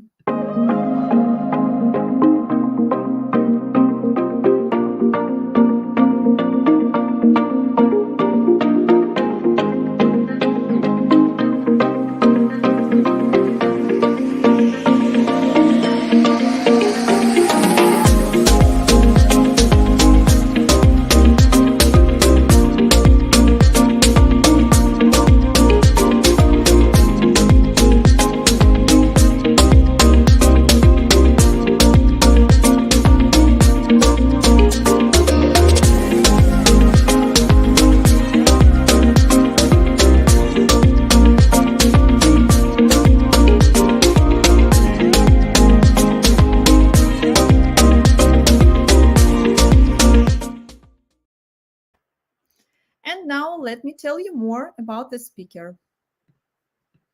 Denis Studenikov is the COO at the head of UX UI department at Turum Burum. Denis was a speaker at retail development programs from Google in Ukraine and has more than 7 years of experience in increasing conversion rates for e-commerce projects with the help of UI design. He has worked with such projects as Samsung, Thule, Intertop, Megasport, Zlata, Dobova, and lots of others. Okay, let's see whether Denis is already with us. Hello, Diana. How are you? Oh, great, thanks. How are you today? Nice. It's really sunny outside, yeah. And you know, I'm smiling because the video before this was amazing about Turum Burum. Okay, thanks. Yeah. Because it's about Turum Burum, yeah. Of course. So I think we can start actually. So if you're ready, yeah, I'm ready. I'll share your. Yeah, screen. I try to. Do you see my screen? And I'll leave you here with the audience. Okay. Yeah, you see my screen. Okay, nice. And I still Denis Studenikov. Yeah, I'm from Turum Burum, and today I would like to talk to you about how UX, how increase the conversion by gradually improving this site. Yeah, and but first of all, I want to explain who we are, what we do. Of course, Diana said something about us, but I want to say more. We are a UX/UI company, and our company has developed and designed an interface by 30 years. Yeah, and if you ask me what do we actually do, I reply you, we increase the revenue of e-commerce project using the UX/UI. And in our portfolio, we have more than 300 projects designed for worldwide markets like UK, Germany, USA, Ukraine, of course, and more. Also, if we talk about Ukrainian market, 12 of top 30 e-commerce projects have been designed and launched by our team. Moreover, we are only the company from Ukraine who has become a Google UX partners, because in last year we were invited as a guest speaker as Google Retail Development Program event, and we dealt with a lot of top of the market of Ukrainian e-commerce market and made audits. We focus on the figures because this way the best to demonstrate to effectiveness of our team, because the numbers never lies. And as Edward Deming once said, without data, you just deduce with opinion. We strongly agree with this. That's why we try to highlight the figures, number, effectiveness of the project, because it's the best way to demonstrate our expertise and prove our helpfulness. Okay, first of all, I want to share some word trends of interface optimization before my speech, and some figures, 20 years ago, people first thought about the improving user experience, and this is the 30 years ago, the Google released the Google Optimize, and this is the key event in the optimization and testing of interface. 50% of surveyed internet marketers believe that interface optimization is a key element in the overall marketing strategy, because it's the good idea, good direction to make your site better, to increase more volume of your incomes. And 4,000 conversion optimization agency you can find on the Clutch. I think more than 4,000. But only about 22% of companies satisfied with zero conversion. Of course, it's based on the information from the e-consultancy agency. I think it's small percentage of the satisfaction. That's why you should deal with it and make your interface and on your site better. And how to improve this project, these KPIs and more incomes. There are three main paths. First of all, it's the traffic. Traffic should be targeted, and the idea of the traffic to land the customers on your site. And it's I think one of the marketing strategy. If you talk about the product, of course, you must have the high quality of your product, service, or etc. And for users will want to buy it again. And the final path to improving is the website, because the website is the link between the traffic and your product. And we have 3 reasons to improve and work with the website, because if you have the good product and the good traffic, a website help you to convert more visitors into customers. Also, this way you can improve users' loyalty to the product and to the brand, to make better LTV, and you improve the effectiveness of the attract more visitors. And it's the point that you should ask yourself, where are you landing traffic? Because if you talk about the budget, full budget to attract users, only about 1% of it spent on the converting users into buyers. It's a really small figure, and moreover, for most websites, 50-70% of the users will leave the resource without taking any action. And this is the point. It's extremely small percent of the conversion, and that's why we can deal with it. But taking into account the user's needs has already become a part of the culture of company around the world. The idea that's a lot of websites have the problem with the interface, because if you try to make the good design, good user interface, you make it clearly, I don't know, maybe good looking, but users interact with your interface another way. You can see the illustration of this. The website looks good and great, but users have some problems with interaction with your website. But you should deal with it and grow your change your interface for growing of your KPIs. Let's go to the history and let's remember how change user behaviors pattern after e-commerce development. I think you remember when you have the phone, and if your phone had the player, it was amazing. You think, oh, I have the really fancy, expensive, nice smartphone.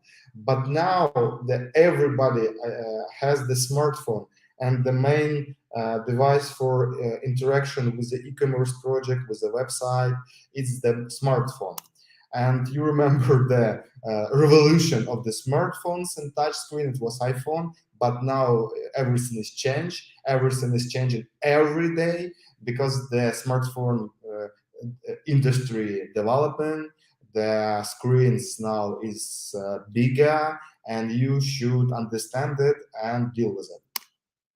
And what's going on right now? For now, mobile is the main communication channel. And if you talk about some statistics, the percentage of mobile traffic in some niches can reach 80%.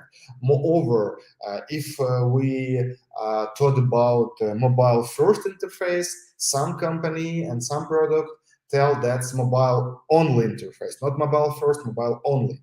And now this edge between mobile application and web interface is so tiny, and that's why a lot of interface use the button navigation for better experience. Yeah, to make this website and interface native for users.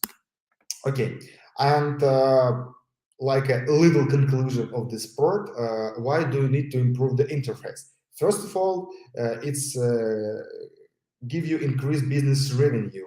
Better interface, better user experience, better business revenue. Get a user-friendly product that will make users stay, because with a good interface, users want to interact with your product more and more. Moreover, improve understanding of the needs of the target audience, because you must know what your target audience, for who you sell this project. Who is this this customer? You should know it. It's extremely important.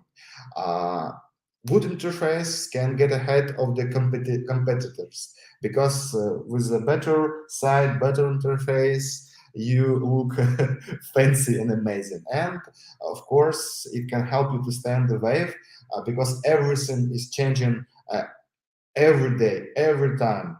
And your product and the users and the interface for selling this. Okay, and let's highlight it. The site is not a static product. It's an organism that needs constant development and movement. You should deal with this every time, every day. You can't make the design 5 years ago and do nothing, because it's the best is a bad way to improving your incomes. You should regularly analyze your interface, correct this interface, improve. It's limitless process to make your website better, absolutely better.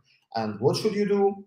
The best idea how to launch this process and the best beginning is the UX audit. It's like a service. Of course, our company made it, not only our company, but it's one of our products. This service includes analysis of the quantitative data, analysis of the behavior factors. After that, if you have this 2 point of the analysis, you use your heuristic interface analysis, and after this process, you can make formation of the hypothesis part. And based on this, formation of a report with recommendations. I try to explain more about this service and the product in my next speech. First of all, what is the hypothesis? Yeah, let's face it, what is it?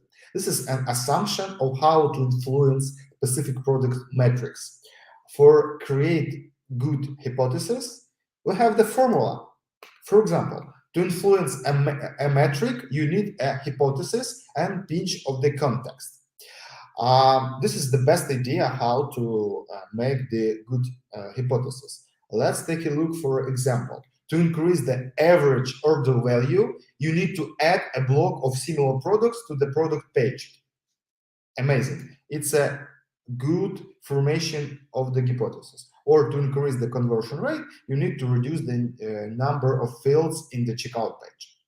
Okay, and you have hypothesis and how to prioritize it. Yeah, it's a PI principle, hypothesis evaluation, and you should understand, first of all, potential. And 1 point go to the hypothesis with the most problematic page with a great growth potential. Of course, you should base on analytics data, audit, or customer feedback. If you have it, 1 point to the potential. Importance. Second point, go to the priority of the page with a lot of traffic, which have the greatest impact of conversions. And the third point, go to the how many resources will be need to test the hypothesis. For example, you make a design, you spend 5 hours for this design, and developers that, oh, I need 50 hours to implement it. Oh, it's not easy. That's why this hypothesis can get the third point of the easy to implementation. Or in case when you spend 3 or 5 hours for design and 5 hours to implementation, nice, this point is easy. And that's why if you have this 3 point of this PI principle is the high priority hypothesis, you should make as soon as possible. If you have 2 point, it's the middle potential, and the only 1 point, it's for the low priority. Okay, I want to share you tools for improving the interface on your own. First of all, you should have the big picture, the helicopter view, etc. For our customers, for the current project, we use dashboards. We made it on the Google Data Studio, and you can see the all information about your project. Traffic, average check, engagement, etc. A lot of it's the good idea to control your project and for future improvement. The next, it's some tools. When we use it, it's optimized, like Manager, Google Data Studio, Hotjar. Hello, Hotjar. Yeah, and we use it, and you also can use this product for analysis, make hypotheses, and making better your interface. Let's start for the Google Analytics. I think everybody know what is Google Analytics. If you don't know, I don't know why you're listening to me right now. Yeah, because it's obvious it's for marketers, for the UX designers, and etc. And Google Analytics allows you to collect data, helps you to make decision about interface optimization. I think you know it. Yeah, and let's go deeper. What can be analyzed? First of all, you should start with the two bubbles. It's macro conversion and the micro conversion.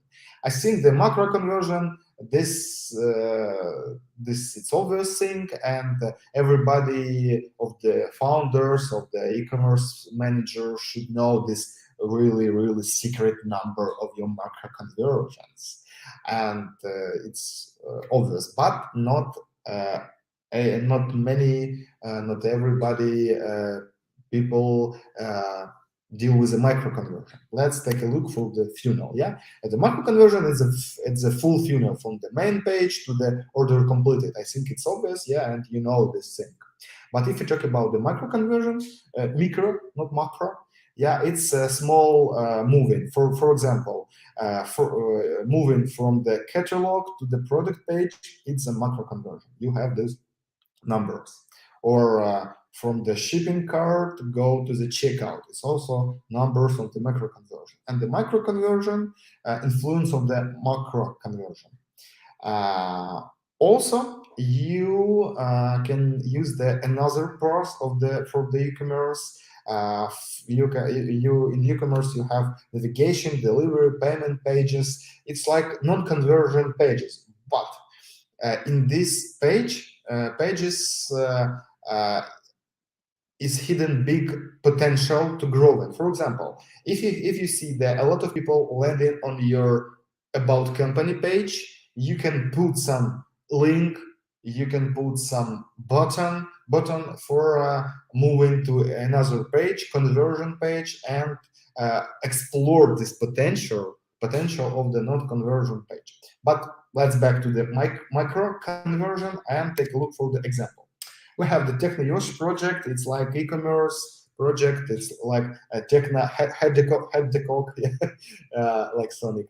Yeah, and they sell the iPhone and not iPhones, the Apple devices, and we noticed that the currency of the dollars with the Ukrainian hryvnia currency price can, I don't know, disturb the customers. And we make this we made the A/B testing, and after removing the price in dollars, the micro conversion of the adding the product to the cart increased by 11.5%.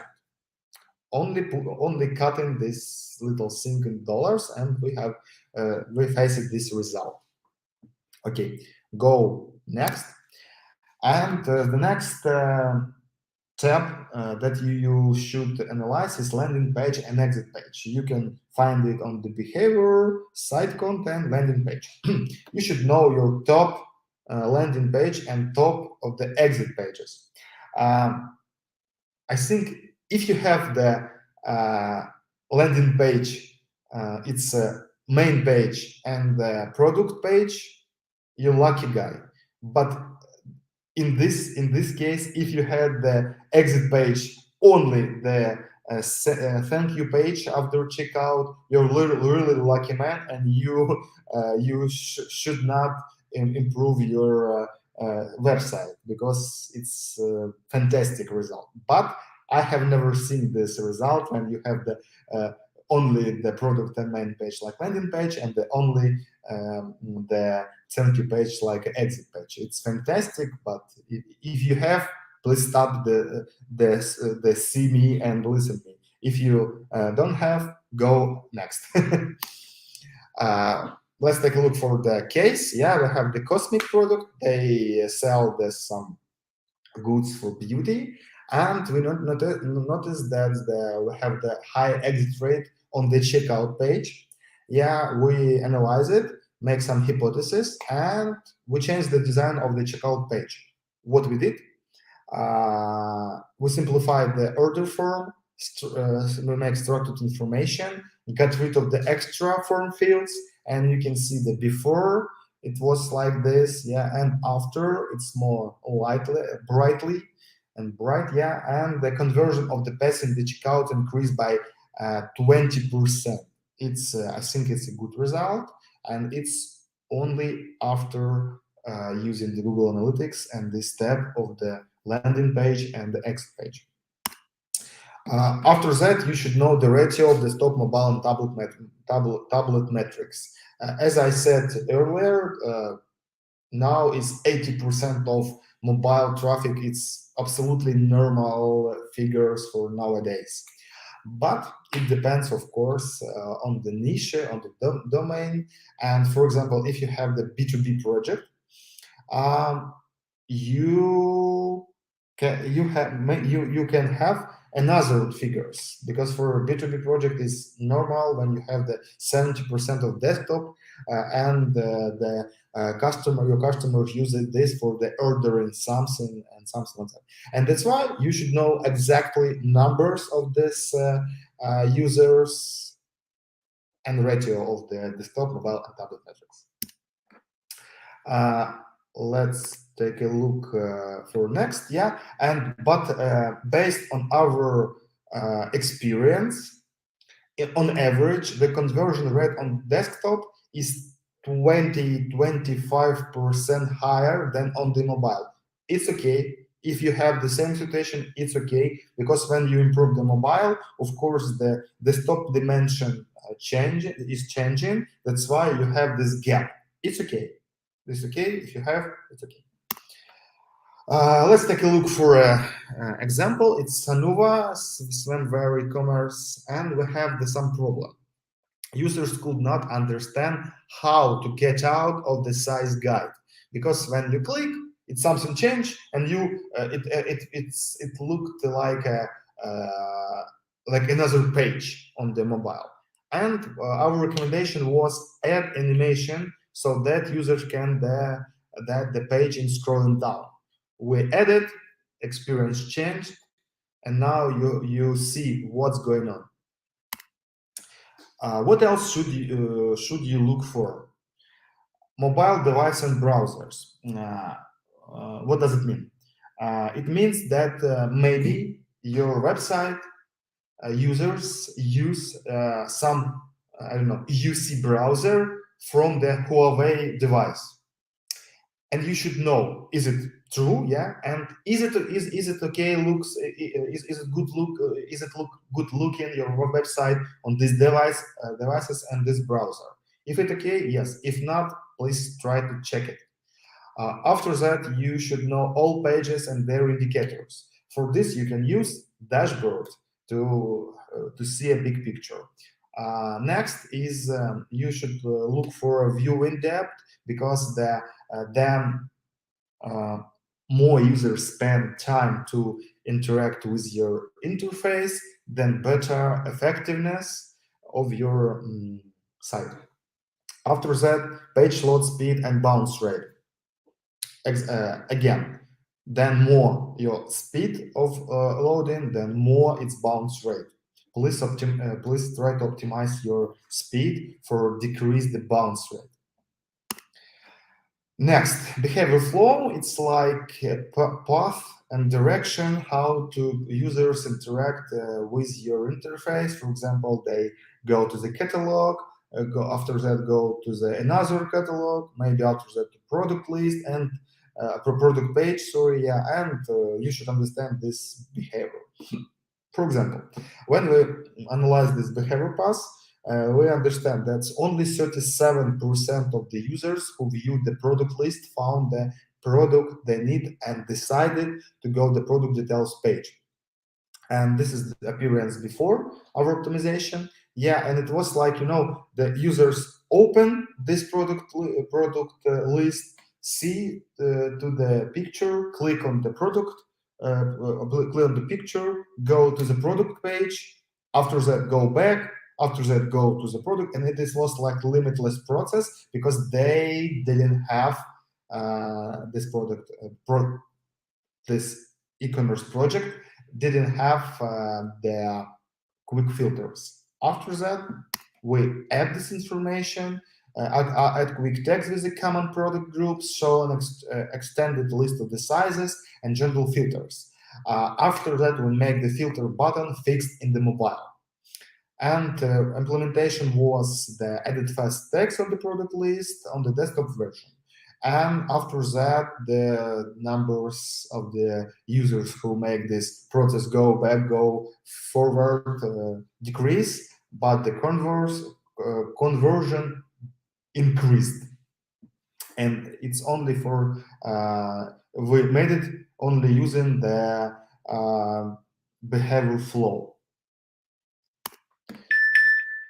Oh, okay, Hotjar. Hello, Hotjar again, our partners. Yeah, it's a good tool for heat maps, scroll maps, session records, view analysis, form analysis, surveys for different devices. It's for behaviors factors analysis. We use it, and it's really helpful. They have heat maps. You can understand where the users click on the what area, what zone, click on your goods, photo, etc.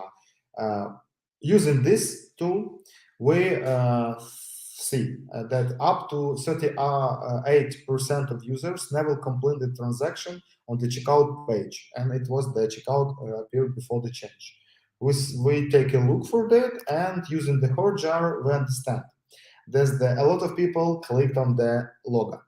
A lot of people thought that this area with the free delivery is clickable, and they click on this text because they wanted to make it. And we say, okay, add the progress bar in the basket or add an info message about free shipping and all its details without this extra clicking.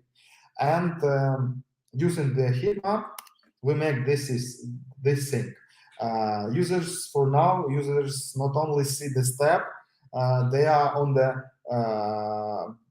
but get all the necessary information about the order, shipping, and payments. You can see this first step, second step, a lot of information, and it's working.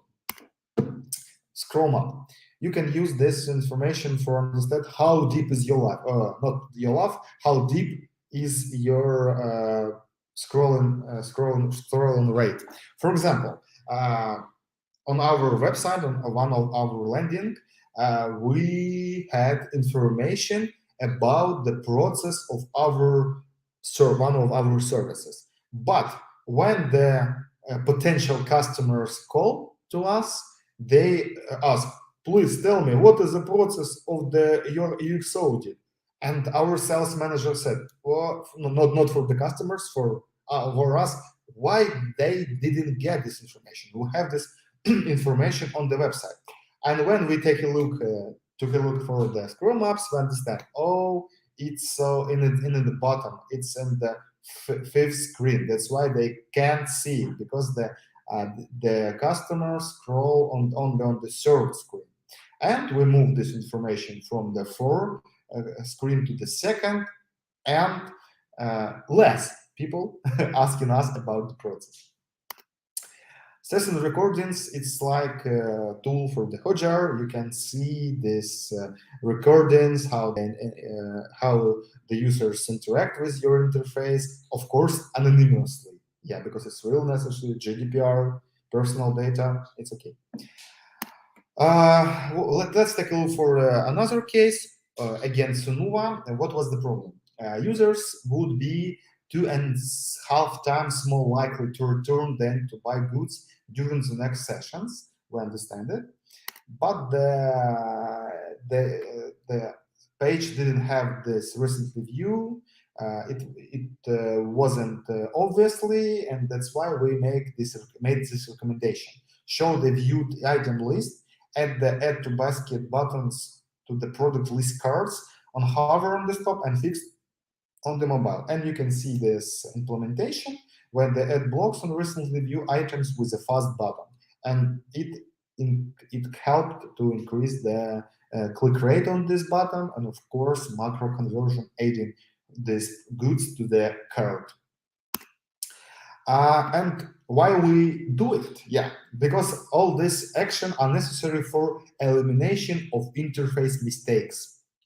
And what's next? Yeah, it's when you have this hypothesis list, yeah, priority with the pie principle, not American pie, it's only pie.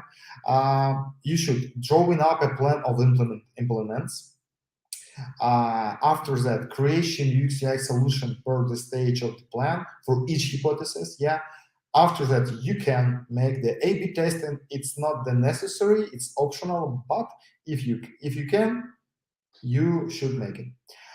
After this, if it's working, you will implementing the UX/UI solutions and measuring the results.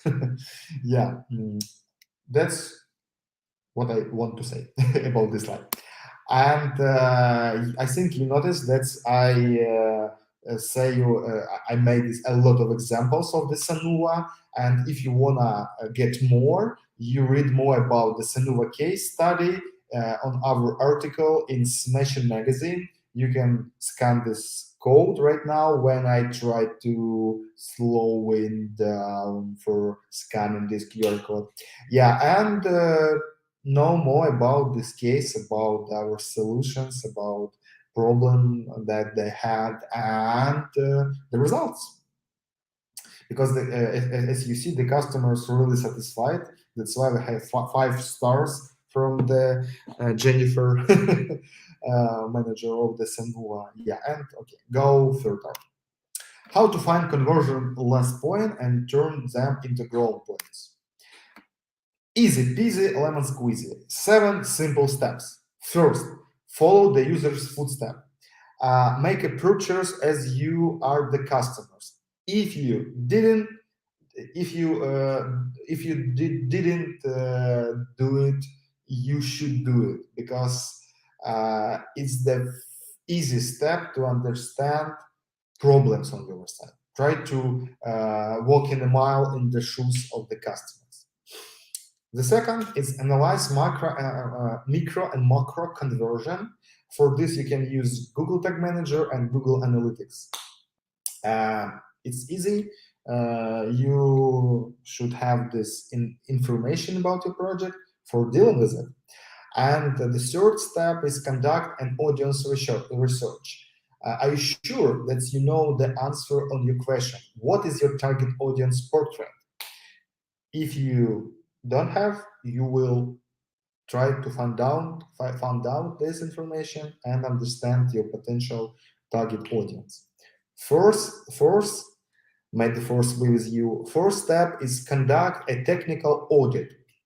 Are you sure is everything working on your website good? If not, please make the technical audit of your website to understand the speed, bugs, problem on your site, because it also influences the user's behaviors and user experience. The next 5 step is check heat maps and scroll maps. Our friends and partner Hojal could be helpful in this case, and try to deal with it. 6th point is watch session recordings, and the 7th is analyze feedback, because if you don't know the problem of your site, you can ask of your users. It's make some like a little survey on the website. It can be like an email lettering for asking in the polls and something like that. And after the steps are taken, make some hypotheses on how to improve your site, then prioritize them according to their conversion impact. If you don't do it, start to do it. Start checking these hypotheses. Always measure the result after each change in the site design. And the main point, do not be influenced by other people's opinion. Effectiveness in the main criteria. Because if your website looks nice, and for example, the founder said, I really like this design because this design looks great, because my favorite color is the red, that's why it should be on your website. Okay, I respect your opinion, but please make this a decision not on your opinion, based only on the numbers, because this is the way to the high effectiveness. And I still Denis Studenikov. Please go to our website turnburum.com, add me to the Facebook, and keep up with the e-commerce trend. Subscribe to our YouTube channel, Facebook, Instagram, Behance. That's all for today. Slava Ukraini, and thank you for the attentions. Denis, thank you very much. Thank you. Thank you very much for such an interesting presentation. And we have some questions for you. So the Okay. first question is from Nikolai. Can I reach a high conversion rate even if I haven't changed my website design for more than 6 years? Thank you, Nikolai, for these questions. I think no.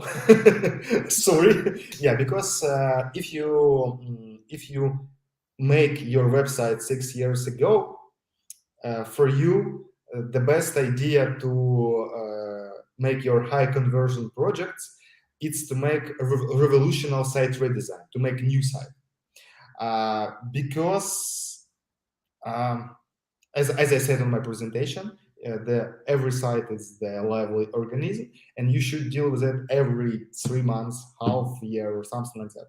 But if you make it a lot of times, you go, no, the usability audit, it's not for you. The new website creation, it's for you. And for this, we have the RSR, it's a revolutionary site redesign. You can learn more about this approach on our website, on our blog, and call me, call us, and we can, of course, make some decision, make some tips about this and advices. Yeah. Okay, thank you very much for the answer. And the next one is how one can decide for experimentation to roll in if it is a lean period sale-wise or if it is a high sale time. I mean, what time is good to initiate an experiment? I got it. Okay, I got it. Yeah, it's a good question. Thank you. It's as I see, she's a really active user for this webinar, because I see a whole webinar and I don't know, Chetna. Yeah, it's good questions for me. Thank you. Yeah, I hope for this. Yeah, if you have some hypothesis, you should deal with it. You should test this hypothesis on the normal traffic season, I think. Because you have the normal numbers, figures from the analytics, and you should test the hypothesis with the same situation. For example, if you have some sales, it's Christmas, I don't know, New Year, St. Valentine Day, something like that. It's you have some extra traffic. It's not true information. That's why when you make this A/B test during this period, you won't have the real result. And that's why if you have hypothesis, test in normal period. It not on the sales time, not on some holiday time. Try to make the same traffic period, the same time for testing, for comparing time before and time after. Thank you. Thank you very much. I think that is all with questions. So thank you very much again for your presentation and being with us today. And we are going to the next speaker. Thank you. See you. Okay. And before we get to the next speaker, let me introduce you to some of our info partners. In Marketing We Trust is a technical performance marketing agency who brings an engineering mindset to complex marketing situations. They've worked with many fast-growing global brands like Expedia, Salesforce, Skyscanner, and eBay. The team delivers grow marketing through increased traffic generation, AdWords, social ads, CEO, content marketing, increased site performance using conversion rate optimization, a more targeted approach using data science and analytics to generate insights and boost profit. If your ROI and marketing spending has been keeping you up at night, you should definitely get in touch with them. And now we have a coffee break. So see you in a couple of minutes.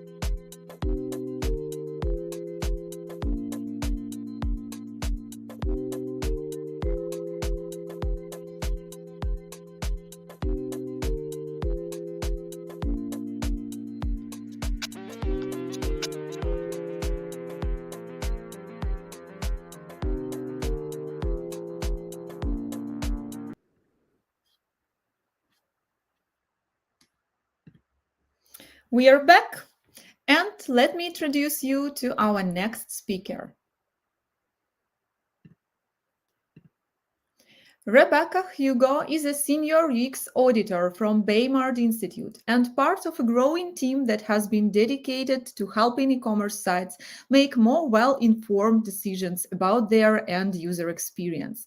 She has over 78,000 hours of large-scale usability research, 123 top e-commerce sites as part of a growing benchmark database, and more than 145,000 UX performance scores at her disposal at Baymard. Hello, Rebecca. Hi, Diana. Hello. How are you today? I'm very well, thank you. How are you doing? Yeah, great, thanks also. So I'm adding to stream your presentation. Thank you very much. And now you can start. Please go ahead and start. Fantastic. Hi, everyone. As Diana mentioned, my name is Rebecca Hugo, and I'm a senior UX auditor at Baymard Institute. Today, I'd like to talk to you about Baymard's mobile UX findings from testing the world's leading e-commerce sites. So Baymard are an independent web usability research institute, and we do large-scale e-commerce usability research. Since 2009, that's been over 78,000 hours of research on all aspects of the e-commerce user experience, from form fields to the entire mobile experience. Today, I'm here to just present a subset of those findings. When we aren't doing large-scale research, we do client work for companies just like these as you see on your screen. And Baymard's research is used by more than 3,000 brands, agencies, researchers, and UX designers across more than 80 countries and includes 71% of all Fortune 500 e-commerce companies. Before we dive in, please first let me quickly introduce Baymard's research methodology and the structure of our research foundation.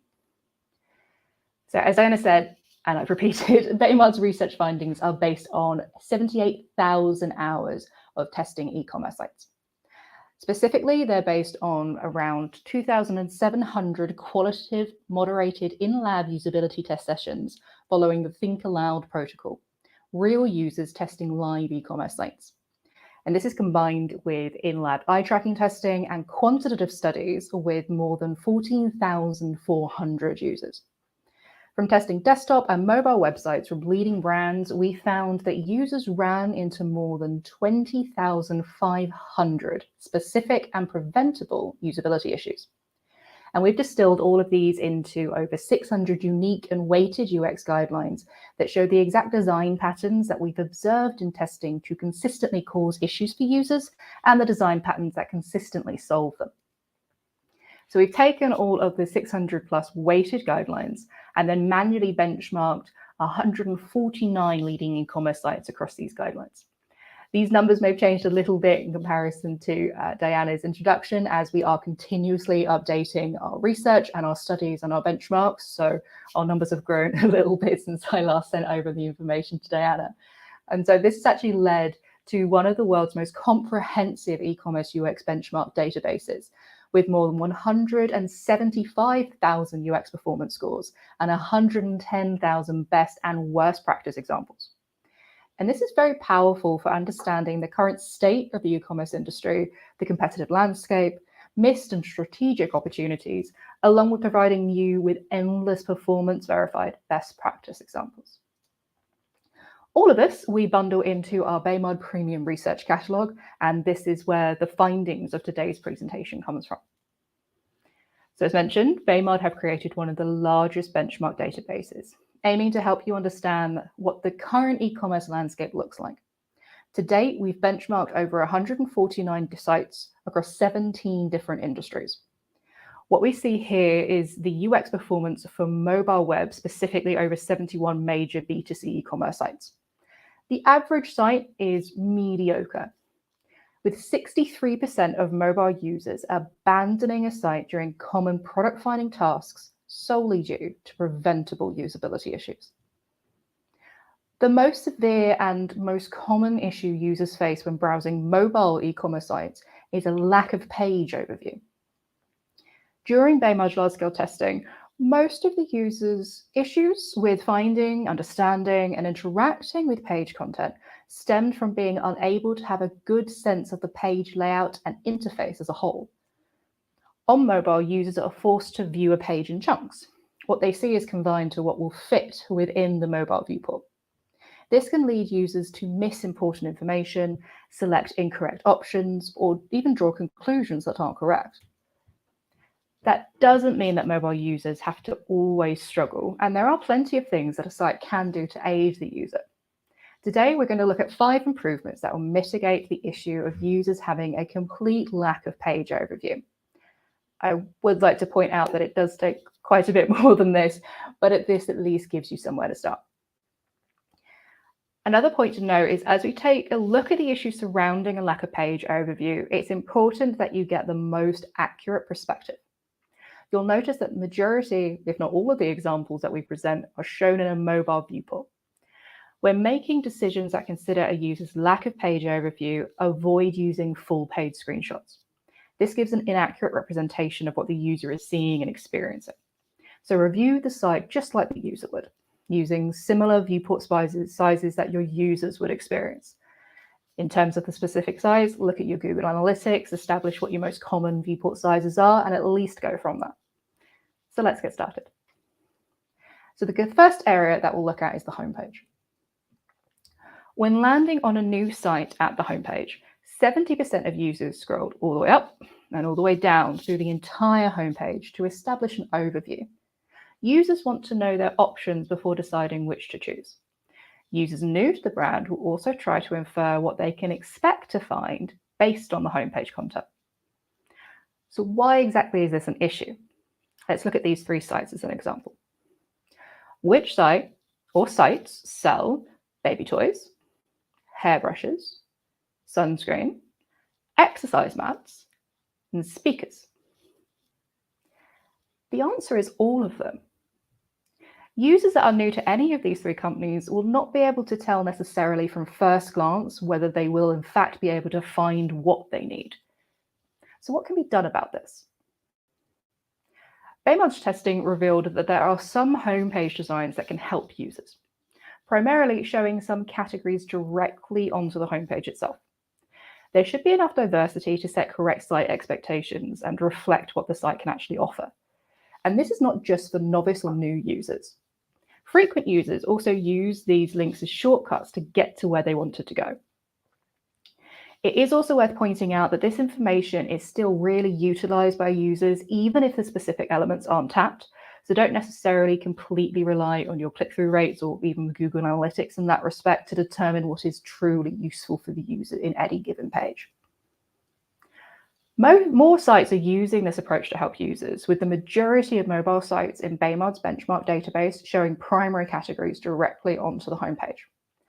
This is actually greatly improved from 2020, wherein 78% of sites didn't display primary categories on the homepage, and 2021, where 45% of sites neglected to do so.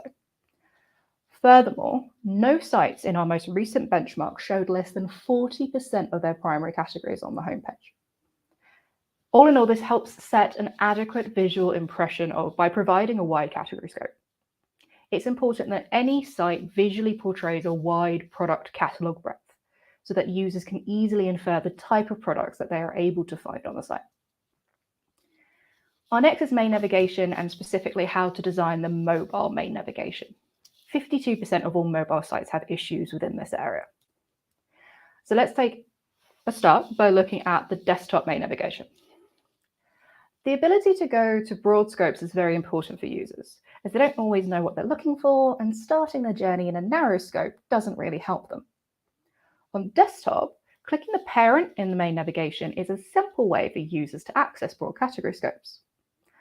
But is this possible on mobile?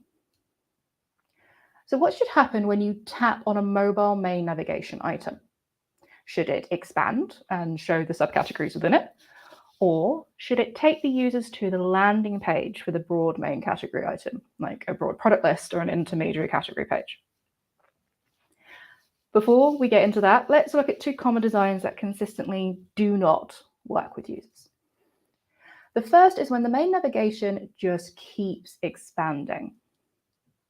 As we see here, users continue to click through the main navigation, peeling back layers and layers of the category navigation.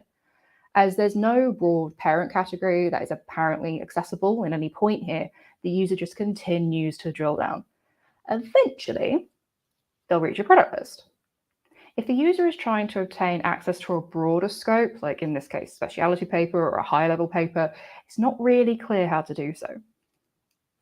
So some mobile users didn't know that there was any other choice than just selecting main navigation items until a product list was reached. Mobile users that wanted the broader list didn't realize that they could actually tap the header of the currently viewed category to get a broader list of products. Here at Staples, users can actually tap specialty paper, but consistently didn't. Another implementation choice is having multiple hit areas within the main navigation. In the vitamins and supplements category of Vitamin World, users can tap directly on the microcopy for multivitamins to see all multivitamins, or they can tap that arrow at the end of the row to expand additional subcategories to consider. As we saw during the video and during our large-scale testing, some users didn't immediately interact with either the category name or the arrow icon. Instead, they click in the center. This indicates that they are actually expecting the entire section to be a single hit area.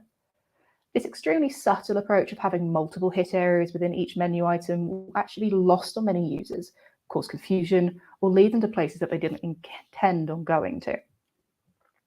So instead, utilize a view all category link. In this example at Foot Locker, it is abundantly clear how the user can proceed to narrower scopes, or in fact actually access much broader scopes, thanks to a view all category name link within the main navigation. Yet 28% of mobile sites don't offer this option.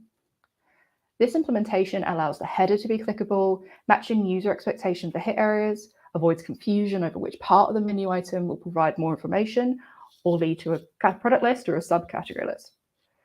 This is also beneficial implementation for desktops too, as some sites do not make it particularly clear how to select the parent scope. Two important points here is that the view all or see all should preface the category name, like here at Adidas, where the item reads all women's shoes.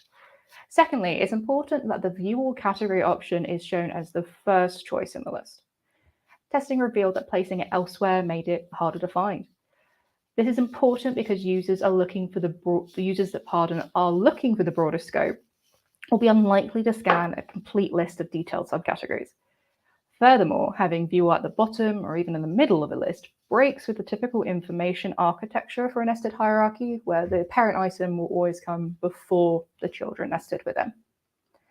The user, in this case, is now immediately aware that they can see the broadest category scope or continue to narrow down their choices.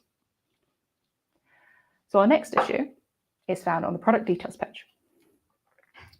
One of the most basic usability questions is, where am I? This is something that every site must address, or users will quickly feel lost, or in some cases, actually get lost. In Baymar's large-scale testing, when users were stuck in a navigational sense, they went directly to the page header and then the page footer to look for clues. We can leverage that behavior to help the user. On pages where breadcrumbs were provided, they were used repeatedly. They serve multiple useful purposes. They clarify scope of the page, position in the hierarchy, remembering that typically on mobile web, the main navigation is collapsed, and serve as easy cross-navigation and scope jumping. This is most important for non-linear navigation, so any time in which the user is coming in from external social media posts, external search, or even internal search, helps them reorientate themselves. And yet 51% of mobile sites lack this versus 24% on desktop in 2021. So this indicates that breadcrumbs get killed in the mobile design process, despite being even more important on mobile than on desktop. Our latest benchmark shows that now only 14% of mobile sites lack breadcrumbs on the product page. This hopefully indicates that sites are understanding the importance of their implementation, or at the very least, forgetting about previously removing them. So some sites may say that they tried offering breadcrumbs, they didn't work out. We then asked, well, show me the breadcrumbs you implemented. perfect mobile breadcrumbs do exist, though they are hard to find. So let's start off with some recommendations in what not to do. So in these two cases for mobile web, what are the issues with these breadcrumbs? Our first example shows that it's possible to include too many breadcrumb paths. Users don't really benefit from the route path and the page that they're being shown. It's also possible to show too few breadcrumbs. Here, Macy's has tried to help the user, but actually remove some key factors. Where are any of the subcategories? Where is the access to the list of items that user has spent so long curating? Instead, invest in creating accurate and full hierarchy as well as history breadcrumbs for your users. Hierarchy breadcrumbs, like we see on the first image, allow the user to navigate back to an earlier point on their journey. Home, men's shirts, casual shirts.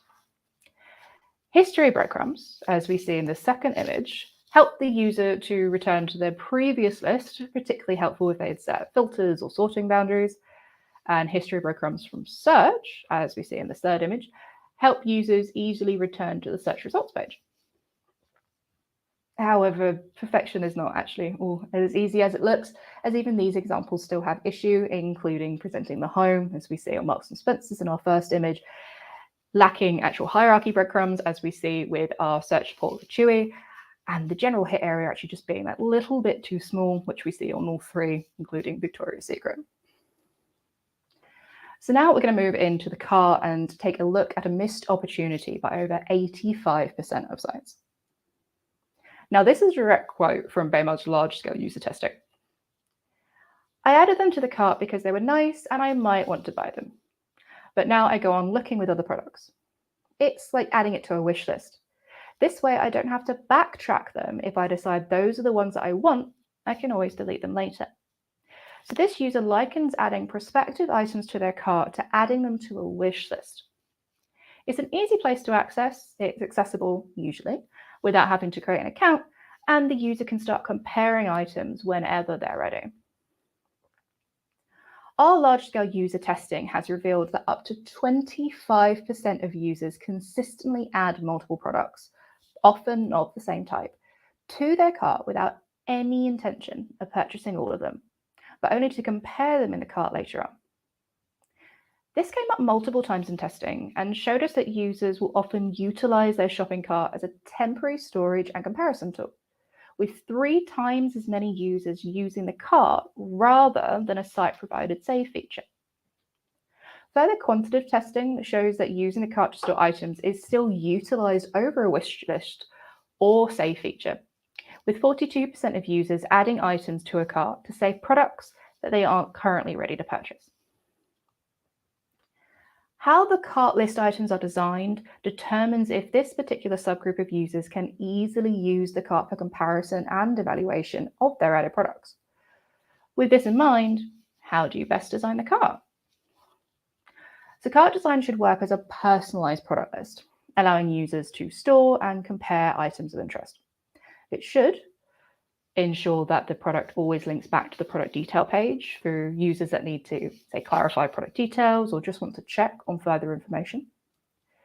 Provide decent thumbnail sizes for visual products so that users are able to compare items clearly and also confirm that they actually added the correct item in the first place. Consider including full product titles for spec-driven products. This helps users check that what they've added is what they need, especially as some product variations are very subtle. Show clear edit tools in the event that users need to make any changes, particularly helpful for products with variations such as size or color, but even being able to change quantities. Describe cart persistence. Those really aid users who are utilizing this cart as a storage tool so that they know how long the items are retained. Yet 85% of mobile sites have issues with just the first 3 points in this list. Product must always link to the PDP, decent thumbnail size for visual products, and consider full product title for spec products. So our final step is going to be the checkout. And users spend a lot of time focusing on any given open form field. And this includes whether they need to complete the information or whether they can bypass it. Throughout the years, Baymard have been conducting a quantitative study on the reasons for abandonment during checkout. Of the reasons people gave as to why they abandon a site during checkout, there are a group of reasons that are completely in a website's control to amend, fix, improve upon, what have you. We're going to take a look specifically at this one, the fact that there was a too long or complicated checkout process. So of these two images, which of these two sites require the phone field to be completed? From first glance, it's not immediately clear. Even with the given microcopy on the right for Argos, it's not apparent what form field has to be completed in order for the user to be able to proceed to the next step. Fun fact with Argos, even though the microcopy states that only one form field needs to be completed, an error is still returned if the mobile form field specifically is not filled in. So what information is optional and what's required varies from site to site, unsurprisingly. On some sites, phone is optional, others require it. Some don't require cardholder names. Some sites don't even require an email address. There is no official standard or rule for what a site does or does not need from the user, so the user has to depend on the site to tell them what it requires. In Baymard's large-scale testing, 32% of users encountered a validation error as they tried to complete the form fields because one of the fields was required and not marked. Again, so thanks to this overall lack of page overview, users will have to try and infer what is or is not needed based on the other fields on the page. The viewport itself, as we see here, limits the amount of information available to the user at any one time, so they have to scroll and search for any available context, or simply guess. So even when all fields are required, it still causes doubt unless this information is explicitly stated. Stating all fields are required somewhere on the page is unfortunately not enough. It's also not enough to only mark required fields or only mark optional fields. You can't assume that users will know what fields would be needed by a site and which wouldn't. As most fields in a form will be required fields, only explicitly marking optional fields has the downside of it being relatively difficult to pick up what fields are in fact optional. Users looking elsewhere in the form to deduce for themselves what an unmarked field might mean will only have relatively few fields to detect the pattern for how optional fields are actually marked. When these intrinsic lack of page overview, blanket statements like all fields are required can actually be really easily missed. And only marking some of the fields still leaves the user to misinterpret the fields themselves. There is, however, a solution. Mark both required and optional fields. Users now don't have to deduce if a field is optional or required by looking at the other fields on the page when every field has a clear label next to it. And yet 71% of mobile sites only denote fields to be either optional or required, and 29% of sites don't actually communicate required or optional fields at all. So marking fields as both optional and required has various benefits, including a reduced form completion time, a vast reduction in the needless error of "this is a required field," unnecessary uncertainty and friction the user has during the entire checkout flow, as well as many more things. If a user is unable to recover from an error, then they simply have to abandon a website. So minimizing the likelihood for an error to return or come about during a checkout flow is going to be a benefit to both yourself and the user. In terms of highlighting the field, an asterisk will typically suffice for marking required fields. The word optional typically needs to be written in comparison for full clarity for those other fields, as we see in these examples here, just to make sure that the user exactly knows what's going on. So we've just about reached the end, and as we've seen, a lack of overview is inherent in the mobile e-commerce user experience. It impacts the homepage, main navigation, product lists, filtering lists, product pages, and especially the checkout flow. As long as users are browsing on devices with comparatively small screens, they'll continue to suffer from a lack of overview. 5 improvements that you can make to mitigate this issue of users having a complete lack of page overview are for the homepage, displaying some of your primary categories directly onto the homepage. 100% of mobile sites are currently doing this in our large-scale testing and within our benchmarking. Main navigation always have a view all option as first item within all categories. 28% of mobile sites don't. Product pages always show full category hierarchy breadcrumbs except for the website root, and the product detail page itself also consider history-based breadcrumbs. 14% of mobile sites currently lack this. Within the cart design must work as a personalized product page, large images or full title, and link back to the product detail page. 85% of mobile sites currently don't do this. And within the checkout, denote both required and optional form fields, and 100% of mobile sites are currently not implementing this correctly. But these 5 just won't cut it. They're an okay start with a relatively small effort. We currently have identified more than 354 mobile parameters similar to these 5 that all need to align. The average mobile website has over 100 UX issues in various places. Baymard Premium currently have those 350 actionable UX guidelines that can help alleviate these issues and minimize possible pain points and friction your users are probably experiencing. Baymard's large-scale testing shows that 63% of mobile users abandon a site during common product finding tasks solely due to preventable usability issues. All aspects that a site has in its control to amend and improve. At Baymard.com, you'll find more than 300 free articles, each covering a single finding, just like the issues that we've discussed today. I'm Rebecca Hugo from Baymard, and thank you so much for listening. Thank you very much, Rebecca, for such an amazing presentation. And now let's go to a Q&A. So we have a question from Nikolai. How much budget percentage-wise should I set aside on conversion optimization? Very interesting question. That is indeed. I hate saying it depends, but it kind of depends.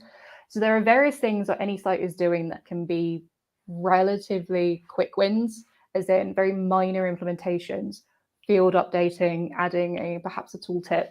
So these with a very comparatively small budget can still alleviate many of these issues that we've spoken about today. Others are going to be more time costly than budget costly. So for example, if there is a problem or issues within the category taxonomy, it's not necessarily expensive to implement, but it's going to take a while. What we would suggest is taking a look at your current site and working out where those clear pain points are. Once you've got that understanding, you can then start budgeting to this can immediately be fixed. We don't need to A/B versus we may want to actually dive into this a little bit more. I know that's probably not the answer you wanted, but unfortunately, that's the best one I can give there. Okay, thank you very much for your answer. And I think that's it for now. Thank you very much again for being with us. Thank you. Thank you. So see you maybe next conference. Fingers crossed. Have a great day, everyone. Okay, bye-bye. Okay, and now, before the next speaker, let me introduce you to some of other informational partners. Okay, who we have here? Brilmark. Brilmark is a team comprises Brilmark team comprises certified, trained, and experienced professionals in A/B testing and personalization, campaign development, Shopify development, and website development. So if you need Shopify development, front-end development, or A/B test development, please contact them. And our next informational partner is OnTrack Digital Agency. This is a CRO agency that is helping e-commerce businesses get more sales and increase profitability through complex, personalized conversion optimization programs. They create and implement full-service CRO programs for e-commerce brands. But whatever the product or service that you want to sell online, they can help you sell more of it. Okay. And I think that we can move on to our next speaker. So let me introduce you our next speaker, Carissa Van Bolen. She's the lead customer education manager at Hotjar. Hotjar, as you know, is one of the top online usability analysis services used by more than 350,000 organizations worldwide, including companies such as Ryanair, TomTom, Vroom. Carissa was a nominee for the ACE Rising Star Award in Customer Education for 2021 and has been featured on the Knowledge Base Ninjas podcast, presented at Support Driven, and spoke at multiple Write the Docs conferences. Her specialty is in help center and training content strategy. Without previous knowledge of UX, she was able to increase conversions in the Hotjar Help Center by 300% in 1 year by using Hotjar. But unfortunately, because of some circumstances, Carissa couldn't join us during today's live broadcast. But we found a solution, and Carissa was happy to record a video with her presentation for you in advance. So please go ahead and watch the presentation and send us your questions during her presentation. We will gather all the questions and send Carissa after the conference, and you will get the answers to them in our next email. So I'm going to share you the video file that Carissa sent to us.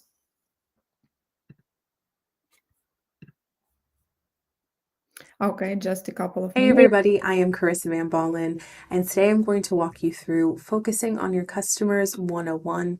Before we start, I do need to make a disclaimer that I am getting over COVID, so I may cough in the middle of the talk, but I will mute myself before I do cough, so please bear with me. I'm very sorry. I kind of fooled myself in thinking that I was like, oh, not a problem. I can talk for a very long time without coughing, but it's just not the case today. So we're gonna see how that goes. Anyway, I am Carissa Van Ballen, like I said, and I am the customer education lead at Hotjar. I'll be your guide today explaining how we understand conversion rate optimization and focus on our customers. Now, I know what you're thinking already, I think, maybe. Why is someone in customer education talking to me about CRO? Or you might even be thinking that maybe you were jumped into the wrong session, right? But I promise you'll see soon enough how diving into CRO was essential to my current workflow. But first, what the heck is conversion rate optimization? I also know that asking this question is kind of silly, especially for a group of marketing extraordinaires like yourselves. But there are two ways to look at CRO. Click. The way most of you are familiar with is what we would classify as the standard way, or the actual definition of CRO. Basically, we want to increase the percentage of users who perform a desired action. Desired actions can include purchasing a product from your shop. Getting even granular, we can say clicking add to cart button on your shop, signing up for a service, filling out a form, or clicking a link. Anything that pushes your users closer to your company's goals. The problem is, the more that you look at the data, you only see that conversion rate. The less you actually see the individuals behind the actions and what it really means to see that conversion rate go up or go down over time. And you don't get the entire story. You kind of get obsessed. And I know it's happened to all of us when we have maybe experiment running or we're looking at a data set and we just see that number moving. And we can try to push external pressures on to move that number up, ideally. But when you focus only on that, you're not really getting the full story. So the second way to define CRO is the user-centric way. So we focus on understanding what drives, stops, and even persuades the user to complete the desired action. Why do we think the second definition works better? Because focusing on the final action, the actual conversion, is very important. Don't get me wrong. Ideal, conversion rate optimization, conversion, right? We need to do that. But in reality, a lot happens before the actual conversion point. Thousands of things happen before the actual conversion point. So let's dive into that. Before we can make a change to that conversion rate, and see that data point move up or down based on the change that we make, we need to acknowledge what actually affects conversions.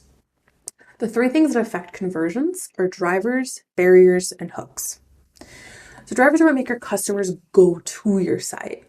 Barriers are the where and why users are leaving your site. And the hooks are what persuades your users to act and hopefully act on the desired action you're shooting for. So drivers, again, what makes your customers go to your site? Why are they choosing your product? Why they're choosing your store? What is unique about you? Barriers, it could be bugs. It could be maybe they're not really understanding the workflow. Maybe it's really confusing. Digging deep to understand what's stopping them. And then the hooks, the persuasions. Is it a discount code? Is it a sense of urgency? What's persuading them to go forward and actually completing that conversion? And if you go and look at your site right now, I can absolutely guarantee that you can find specific drivers, you can find the barriers, and you can find the hooks that are influencing your current conversions. And you need to uncover these in order to boost or reduce their impact. The problem is that not every problem is quantifiable, and it's not backed by hard numbers, and there's no clear-cut answer. Sometimes there is, right? So sometimes you might find a bug that's blocking 80% of your conversions, and that one bug fix can save your entire business, right? We love these solutions. They're the best solutions. You can see conversion rate boost just from fixing this one bug. But it's not all the time, and a lot of the times it has to do with something else, right? A lot of the times your website is functioning properly, your product is functioning properly, yet people are still not converting, and it's absolutely just like mind or blood boiling, like mind bending, right? And when this happens, you need to dig deeper to understand the why behind the data you have and to focus on the user first. So around this point of the conversation, conversion rate optimization best practices start to creep in. And these best practices are commonly held beliefs that a particular optimization action will guarantee an increase in conversion rate. And for sure, it definitely can happen. But the one thing to keep in mind with the best practices are that these are just things that have worked for somebody else, right, in the past. Possibly in a different market, potentially in a different time period, right? So you don't get me wrong. These are great ways to find inspiration and to design what you would like to do for your site, right? Always don't reinvent the wheel, right? Look what other people are doing. But you should always test with your audience to see what resonates best with them. Now, I know you're like, at this point, oh yeah, this non-marketing chick has no idea what she's talking about. Or maybe you've kind of warmed up to me and you're just like, cool story, Carissa, love the enthusiasm, love your vibe, you have a point, but best practices do work. And yes, 100 million times, yes, they do. But, and this is a big old but, when they do, they tend to work because they're based on customer behavior and focusing on the user. Hear me out, right? Easy go-tos. We have this full list here. I'm just going to highlight 3 of them, right? Color of CTA buttons. Now, we might have a CTA where we want someone to go to and it's green, and we look at it, we do our research, and we say, it'll attract the user's attention if we change it to blue, to red, to rainbow, to aquamarine, whatever we want to change it to. Let's do it, right? Let's change it. We might see a bump. It might make a difference, and that's totally fine. The urgency to drive sales. Nothing like a little pressure to get someone to click pay now, right? Why is there urgency? Is the sale ending? Is there a discount code? Are we almost out of stock for our product, right? Pushing that of like, we need to get this show on the road. We need to do this. You need to put this in your cart. That increases that conversion. Also, using fewer form fields. I have never in my life imagined, or can't really even imagine, somebody like sitting down at the computer, cracking their knuckles and being like, let's fill out a form of like 100 fields. It's not going to happen. So if we can reduce those form fields and reduce the amount of work that the user actually has to put in, let's do it. People will be jazzed to do less fields, and you'll see that conversion rate go up, not only on your conversion funnel, but also on that form, right? So just these examples alone, they will work. You will see the conversion rate go up. You will see things happening for the good. But again, they're all based on customer insights and behavior. And we know firsthand from the past 2 years that humanity changes, humanity advances. And so sometimes it's better to ask and observe rather than assume from old best practices. Okay, so we know this recent example, but if we're just really pulling something out, maybe in the next 5 years, a best practice would be adding a carbon neutral proof or stamp at the bottom of your site. And if you do, this is a hypothesis, but if you do start talking to your users and they're saying, yeah, this would actually persuade me, or this would be a hook, to get me to buy your product over other users, or to go through your site versus other sites, one, your users are going to appreciate it now before it becomes publicly known this is a thing, right? Two, you've done the research and you've talked to the users, and now you have like a 5-year competitor advantage that you're ahead of the game. You found out what the users want and you're doing it, and that's amazing. Ultimately, if we want to future-proof our CRO, we need to be user-centric. Your brain, eyes, ears, and mouth are the primary tools you need to understand your customers, empathize with their experience, empathize with their user journey, and draw the conclusions based on the data that you're seeing to make the changes that improve the product conversion rates. How do we understand them? How do we talk to them? How do we get these answers? How do we decide that carbon neutral is the way to go? We have about 4 steps to go through, right? This is how it's going. This will get you in the direction of optimizing this conversion rate. So we can understand them by four ways. We can monitor Google Analytics. We can look at recordings and heat maps of user sessions. We can ask our users for feedback, and we can do continuous experimentation. And I know I just flew through those, all of them, but we are going to go into individual and really dig deep. So let's start with getting our Google Analytics. And it doesn't have to necessarily be Google Analytics. It could be a tool like Google Analytics. We all have our favorites, so I'm not telling you to convert to Google Analytics. Let me check the microphone actually, sorry. But basically what we're looking for here is a way to monitor very basic page stats. So one of the best things you can do for your site, if you haven't done so already, is getting something like Google Analytics up and running. Even if you don't have the capacity for it and you don't have the time now, sometimes we're a really small team, or sometimes our quarters are just absolutely jam-packed and we can't really dig into the data that we want to dig into. But if you have this setup running now, like if it's the one takeaway that you have, it would be installing Google Analytics after this talk, even now if you can, right? But getting it set up so that when you do find out that you have that wiggle room, when you do have a bigger team, or you actually your role changes a bit and you're able to really have time to dig into the data you've had it collecting the entire time since you initially thought of Google Analytics, and you'll really appreciate having all of that data to dig through. And with Google Analytics, it's important to look at like performance reports. We can look at these basic data points that we all know and love and are very fond of, right? Where are the users staying a while? What pages are just bomb.com for these users? What part of their journey are they bouncing? Where are they losing their interest? What pages are just not winners for you? And what pages are the users just straight up not going to? And this happens sometimes a lot, where you put all this time and effort into specific pages thinking that these are ultimately the best places for your users to go to, or the best places for people to discover your product. But like, you might not have anybody going there. And so you're putting all this time and effort in without making sure that these pages are actually doing what they need to do. So again, trying to find those pages that maybe are just not the good pages, right? And we can use this info to decide where we're going to dig deeper and focus our efforts for the next steps. Sorry, that was a coughing break.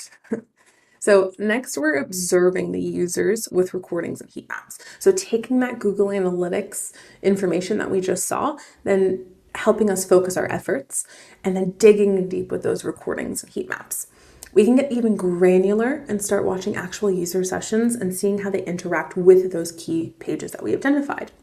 So this is the eyes. This is the eyes part, right? We're able to see our users behaving before the conversion or leading up to a potential conversion, seeing firsthand what's causing them to back away from our product or even run full force towards it.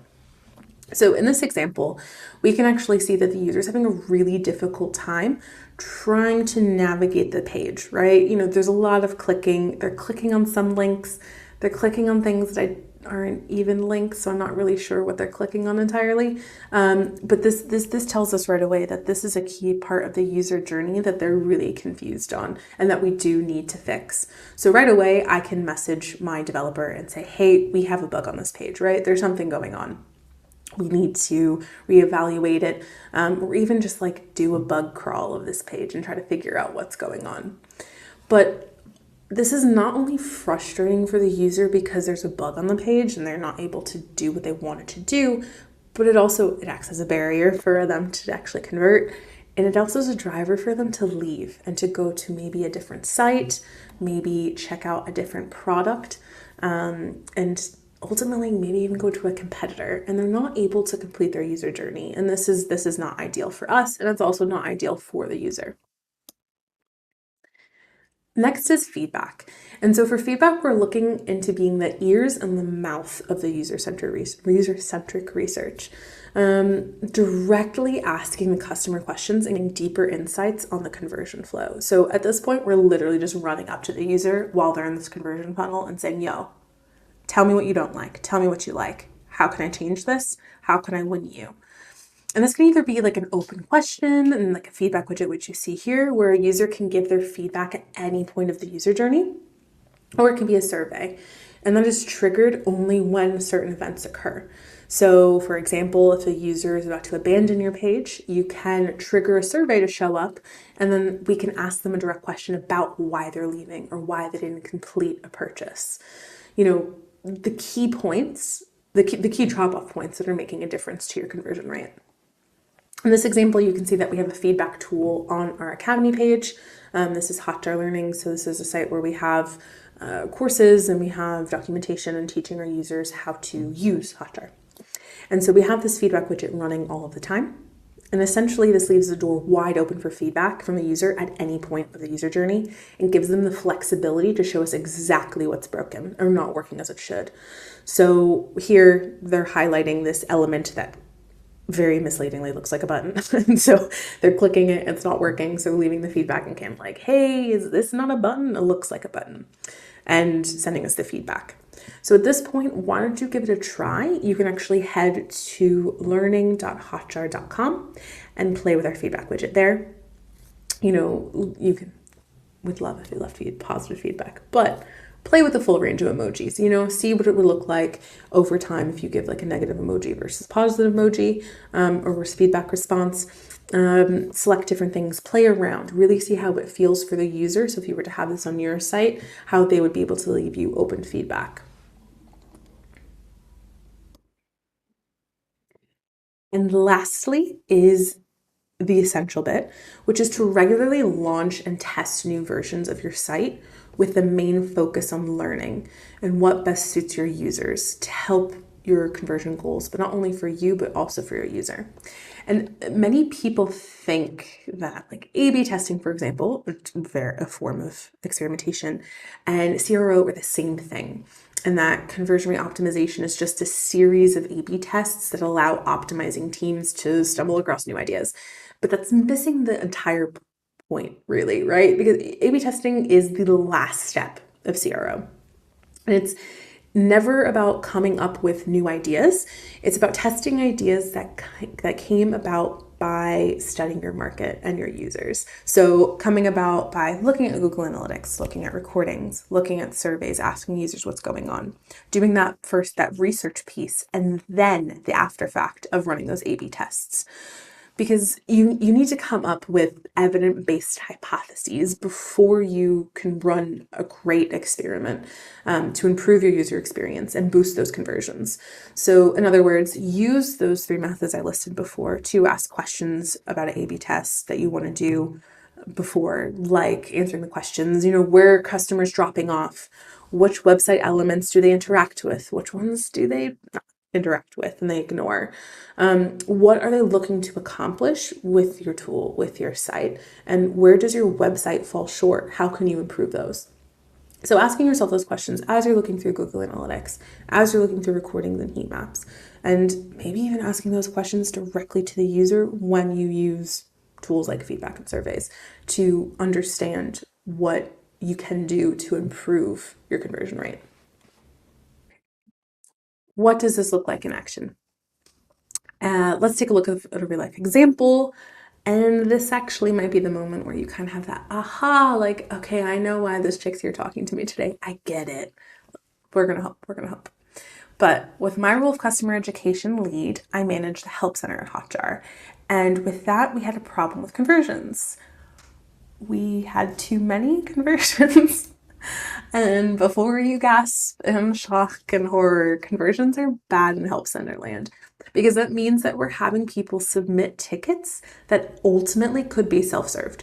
So rather than a user coming to our help center, finding the information they needed and leave so that they can move on and keep on using our product, a conversion means that they have to reach out to our support team and they have to wait for a response. And it's just, it's a bad user experience for them. And it's a bad user experience for our team because it increases the number of tickets that we're getting. And so this is important to keep in mind as I talk about this, right? Because that's the little caveat here where you love conversion. I don't love conversion, but we're both on the same team. We both can do this, right? So how do we apply the 4 steps?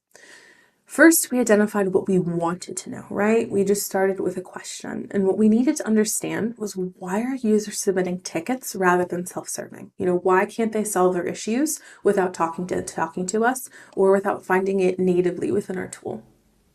First thing we did, Google Analytics. So we looked at all the data and we said, now what? We dug into individual pages, categorized them into what was performing well, what wasn't, determined where we were getting the most bounce sessions, checked our exit rate, who was there for a really long time on the pages, who just kind of was there, clicked around, and then just decided to leave. Essentially we targeted the problem children and knew the areas where we needed to improve. So the same can be said about your product pages. What pages aren't doing the best? What URL is causing the most disruption in your conversion funnel? Where are people just leaving? Where are people spending a lot of time and then leaving? Trying to identify areas that are just huge red flags for you to dig deep. Next thing we did, we hotjarred and chilled. And with our newly identified URLs that we got from the Google Analytics step, we dove into recording sessions and we watched. So what we did was we booked about an hour a week. Our team was made up of about 5 people. So we had some developers, we had a product manager, we also had content creators. But we booked this hour session a week. We ordered breakfast, we ordered coffee, and we shared our screen. And we just sat there and watched recordings. We watched hundreds and hundreds of recordings. But this was the most informative part of all of our journey with the conversion rate. And the most informative, the most fun, and just the most mind-boggling, eye-opening. And you'll see over time when you start doing these boss sessions with your team, you just sit there and you're like just screaming at your screen like, what am I doing wrong? And it's in those moments that you need to intervene, right? Just like in a movie, you're just like, go the other way. But how do you intervene? You're taking notes, you're seeing these things happen time and time again with these watch sessions. But what are the next steps? And that's where feedback comes in. So this is why you need to just straight up ask the user. Step 3, feedback is priceless. We spent time making sure that surveys and feedback. Sorry, that was a cough. We spent time making sure that surveys and feedback widgets were present during the critical part of the journey. And that was, again, we weren't getting drop-offs. They were converting. We know opposite conversion funnel for you. For you, you would want to look at the critical part of your journey where users are dropping off. But the responses we got were better than anything we've ever expected. They were specifically telling us the problems, right? They were telling us that they didn't like the content. They were telling us that something was really confusing on the page and it just wasn't clear to them. They were also telling us what questions they still had. So if they were still submitting tickets and they were, why they were submitting tickets, what questions they had, and what questions weren't being answered on these pages. And it was absolute gold dust, right? So add these feedback and surveys during the areas where you're getting the most drop-offs, to identify why they're leaving. Why aren't they clicking add to cart? Why are they dropping off after they get to the shipping details page? Why are they leaving before they sign up for your newsletter? Get to the bottom of the problem straight from the horse's mouth. Don't worry about doing any external research with paid researchers or doing live user testing, or just get the information straight from them. I promise you, they'll tell you, especially if the users are frustrated, they will just straight up tell you what's going on. And lastly was experimentation. And we went all out here. But no matter the experiment, we made sure to monitor it closely within Google Analytics and Hotjar. So during the experimentation process, we were running, or each of the experiments we were running, all of the experiments were tagged within Hotjar so that we could watch those recordings for those specific experiments, and they were tagged within Google Analytics. So again, getting the data specifically for those experiments show up. And this essentially was live user testing, like I mentioned before. It combined with a killer A/B test, giving us live results on how changes that we were making in the experiments were performing, rather than having to wait until the end of the experiment to identify what worked and what didn't. And what was interesting is that after a week or so of running the experiment, our Hotjar and chill sessions of just watching the recordings changed from trying to find problems and identifying problems, and focused on experiments and what was going on during the experiments.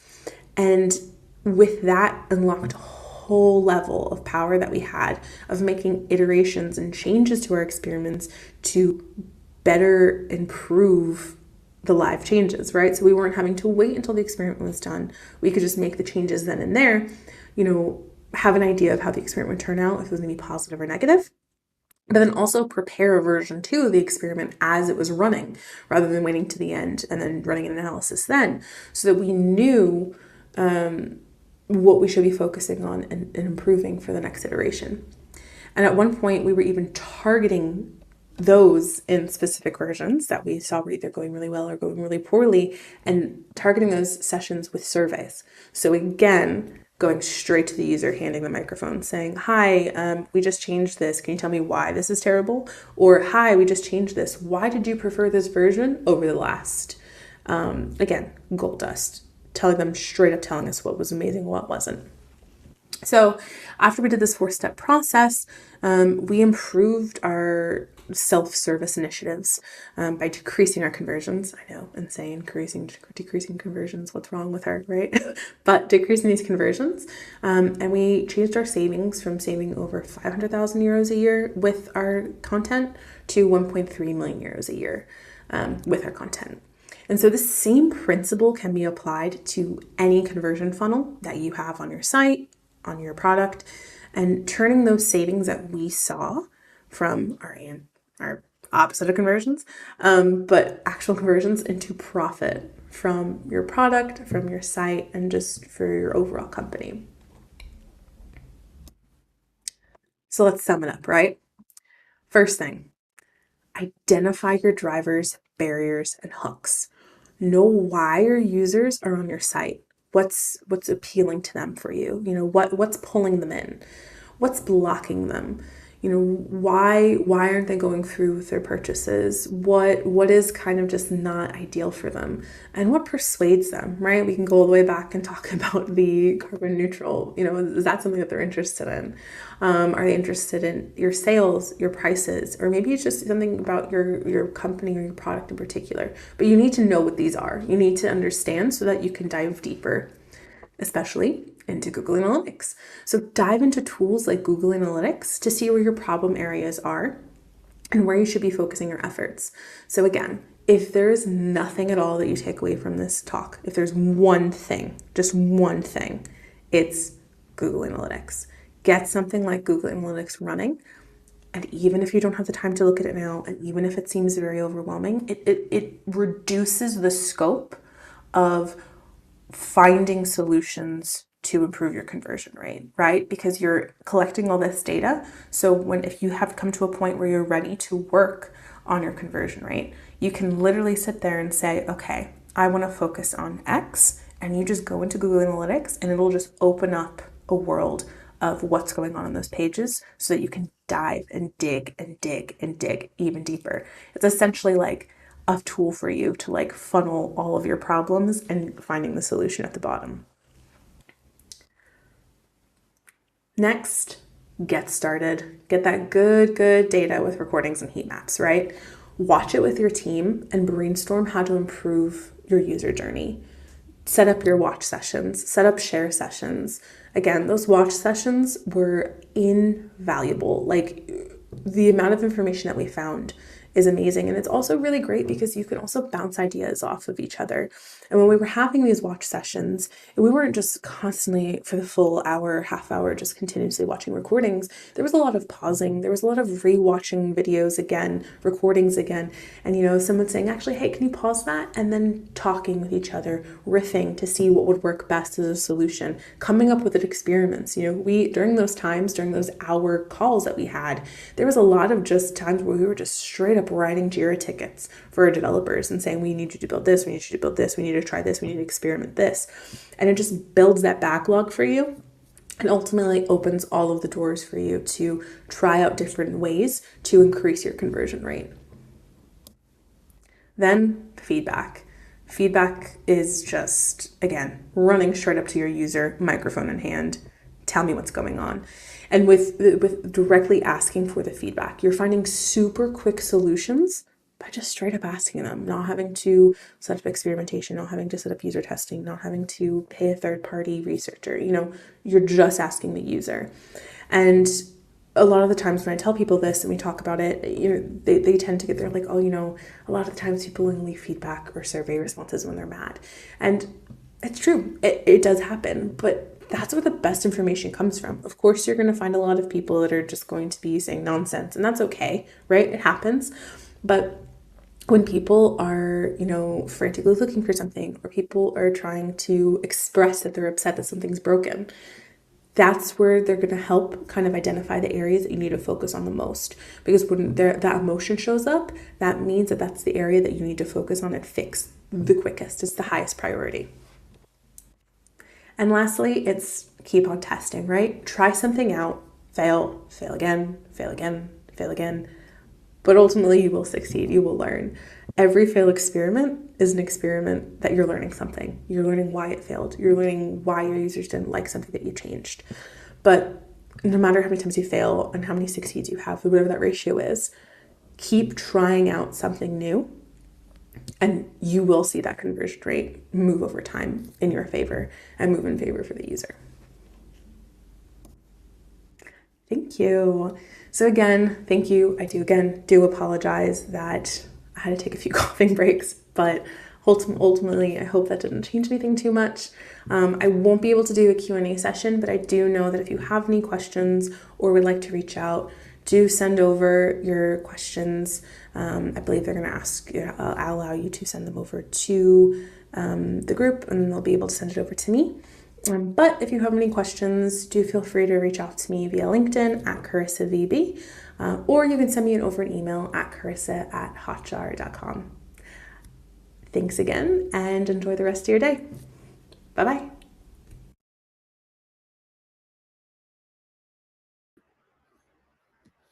It was Carissa from Hotjar.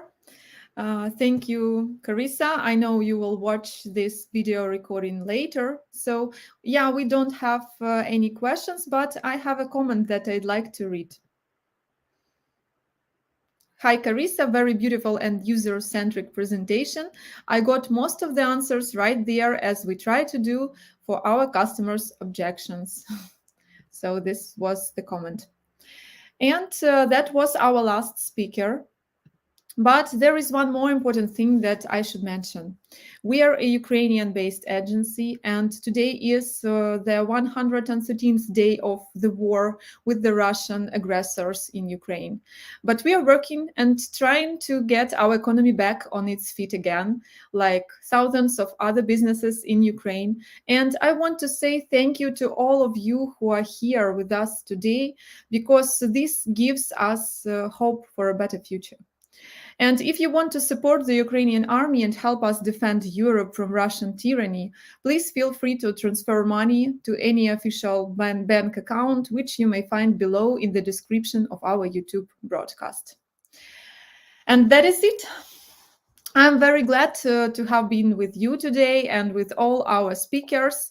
Please don't forget to open our follow-up email after the conference, because you will find some useful bonuses there from our partners, a questionnaire where you can leave a comment about the event, presentations of the speakers, answers to your questions that we haven't managed to answer today, and other interesting materials. So if you liked our event, please go ahead and click the like and subscribe buttons so you won't miss our next conference.